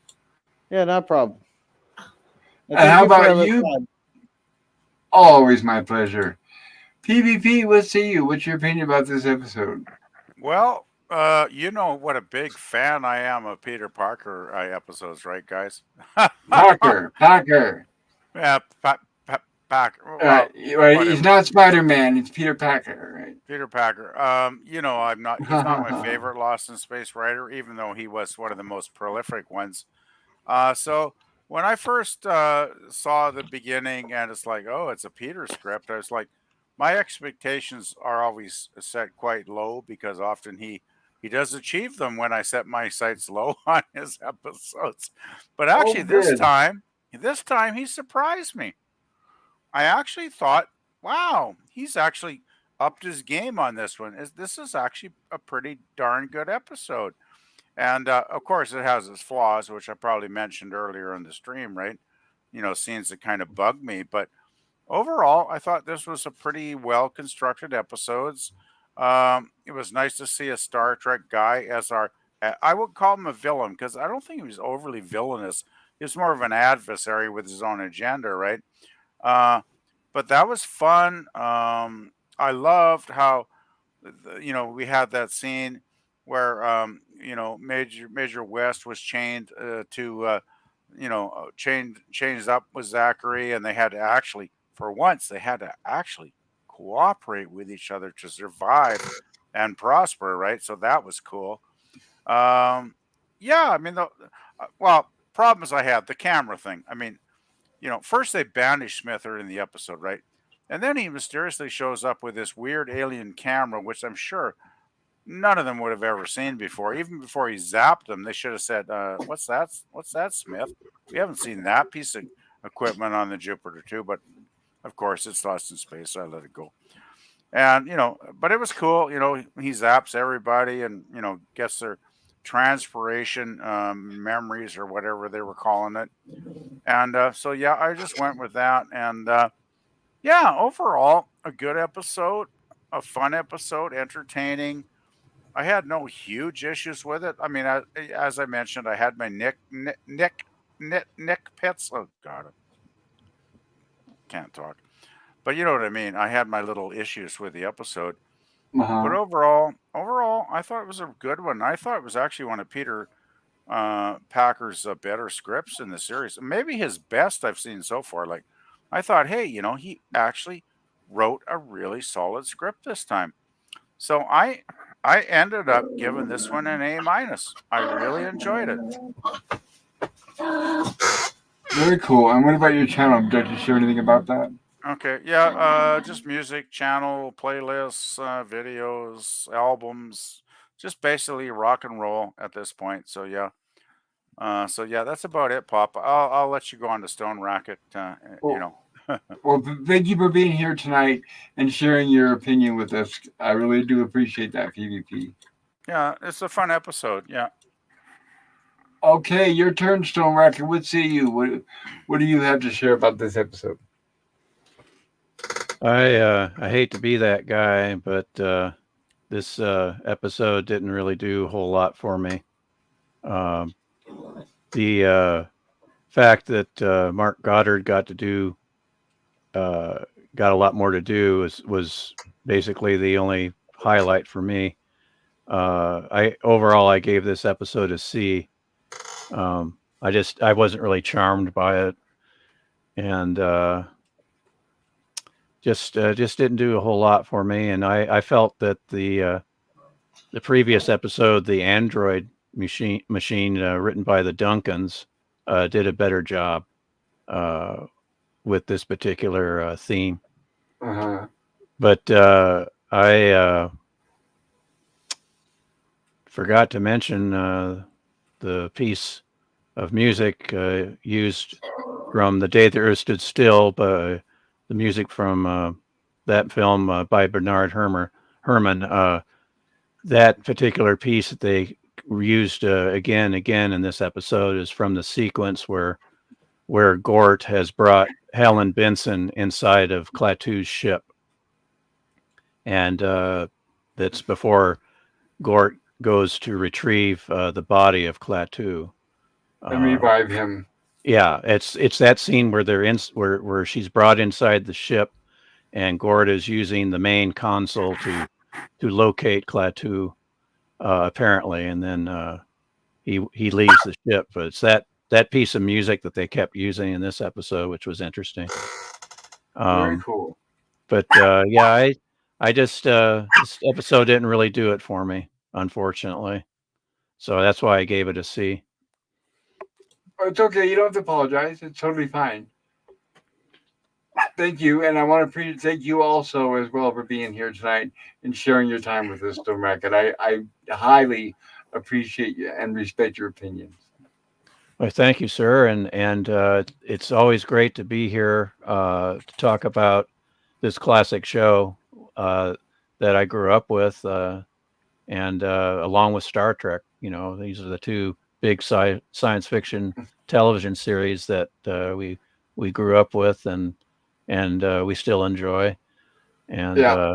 I have Lost in Space on Blu-ray, so I like it that much, so I have to have it on Blu-ray. This was our meat and potatoes of science fiction back in the 60s. Yeah, it was along with Star Trek and Time Tunnel. Those were the three biggies, and two of them were Irwin Allen and That's right. productions. Once in a while we watched Voyage to the Bottom of the Sea. That was switched to Sunday nights, and so my dad didn't really let us watch a lot of science fiction. But once in a while we got to see Voyage to the Bottom of the Sea. So that was another series that was fun to watch. It was science fiction oriented. Very entertaining. Yes, I agree. Yeah. Okay, thank you, and I appreciate once again. Thank you for your opinion tonight. I do appreciate it. Like I said, I value it. The whole point of us all being here is we don't have to agree with everything exact. I like the variety of opinions. So yeah, thanks for having me. Oh, yeah, always thanks for having me. Always my pleasure. And I'm going to give the episode a B. I enjoyed it. I thought it was fun. I did like that. Of course, it had its flaws, as most of us have pointed out. I'm not going to repeat the same thing that we've already said before. But I like the fact that we got to see more of the main cast. We were able to see more of them on screen. And like I said, they were able to actually go on well, it's not location, and as we know, it's in a sound stage. But to see them all out of the Jupiter 2 and into a different location, I really thought that I really enjoyed that. And that, like PvP said, I enjoyed the interaction with Don and Zachary Smith chained together. That's an old trope that is in my memories. some of my favorite TV shows and movies actually reuse that trope.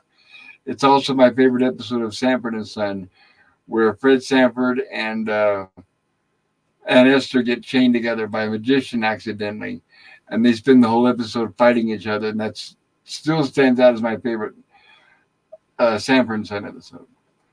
But yeah, I give it a B. I appreciate it. It's quaint, it's fun, but it's lost in space. I recognize, yes, there's plot holes, but I wouldn't trade it for anything else. And as far as my channel is concerned, tomorrow night on our sort of sci-fi horror stream, we're going to be covering the movie The Mist from 2007. And then Wednesday night, we'll be coming back with 2 more episodes of the 3rd season of Gilligan's Island. And then Saturday, should be back with another Rumblings from the Lab. I know last week it was only about 4 hours. I don't know if that's a good thing, if that's a blessing or a curse. I don't know. But it usually depends on how long my meds will let me withstand without sounding like a loopy idiot. But I will be back for more. And I really appreciate all you guys being here, especially the chat, your patience, and for your interaction. I'm now going to share the results of our poll. And let's see what we get out of that.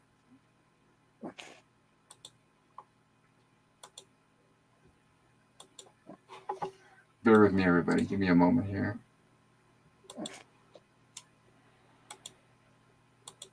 I was just thinking, Pop, the first example of seeing 2 people shackled together is the 39 Steps from Alfred Hitchcock's classic Alfred film. Hitchcock. Yes, Yeah. Alfred Hitchcock did it as well. Mm-hmm. And that's another movie that I highly recommend. It's an amazing movie. Yep. And here we go. Here are the results from our poll. And thank you once again, everybody, for your interaction. It looks like we got 16 votes, which is wonderful. What grade would you give the Dream Monster? And it looks like 43% gave it a B plus to a B minus, 37% gave it an A plus to an A minus, 18% with a C plus to C minus, and it looks like nobody gave it a D plus to an F minus, which is great. That means everybody enjoyed it at some level or another.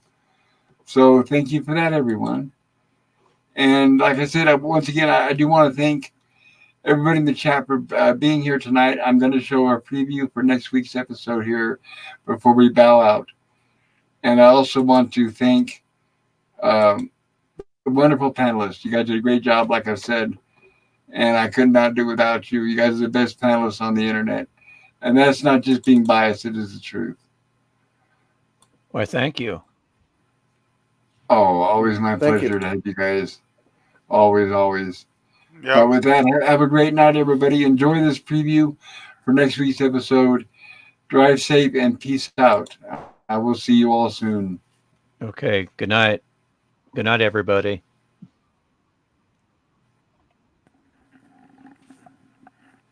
If it plays. Oh, come on.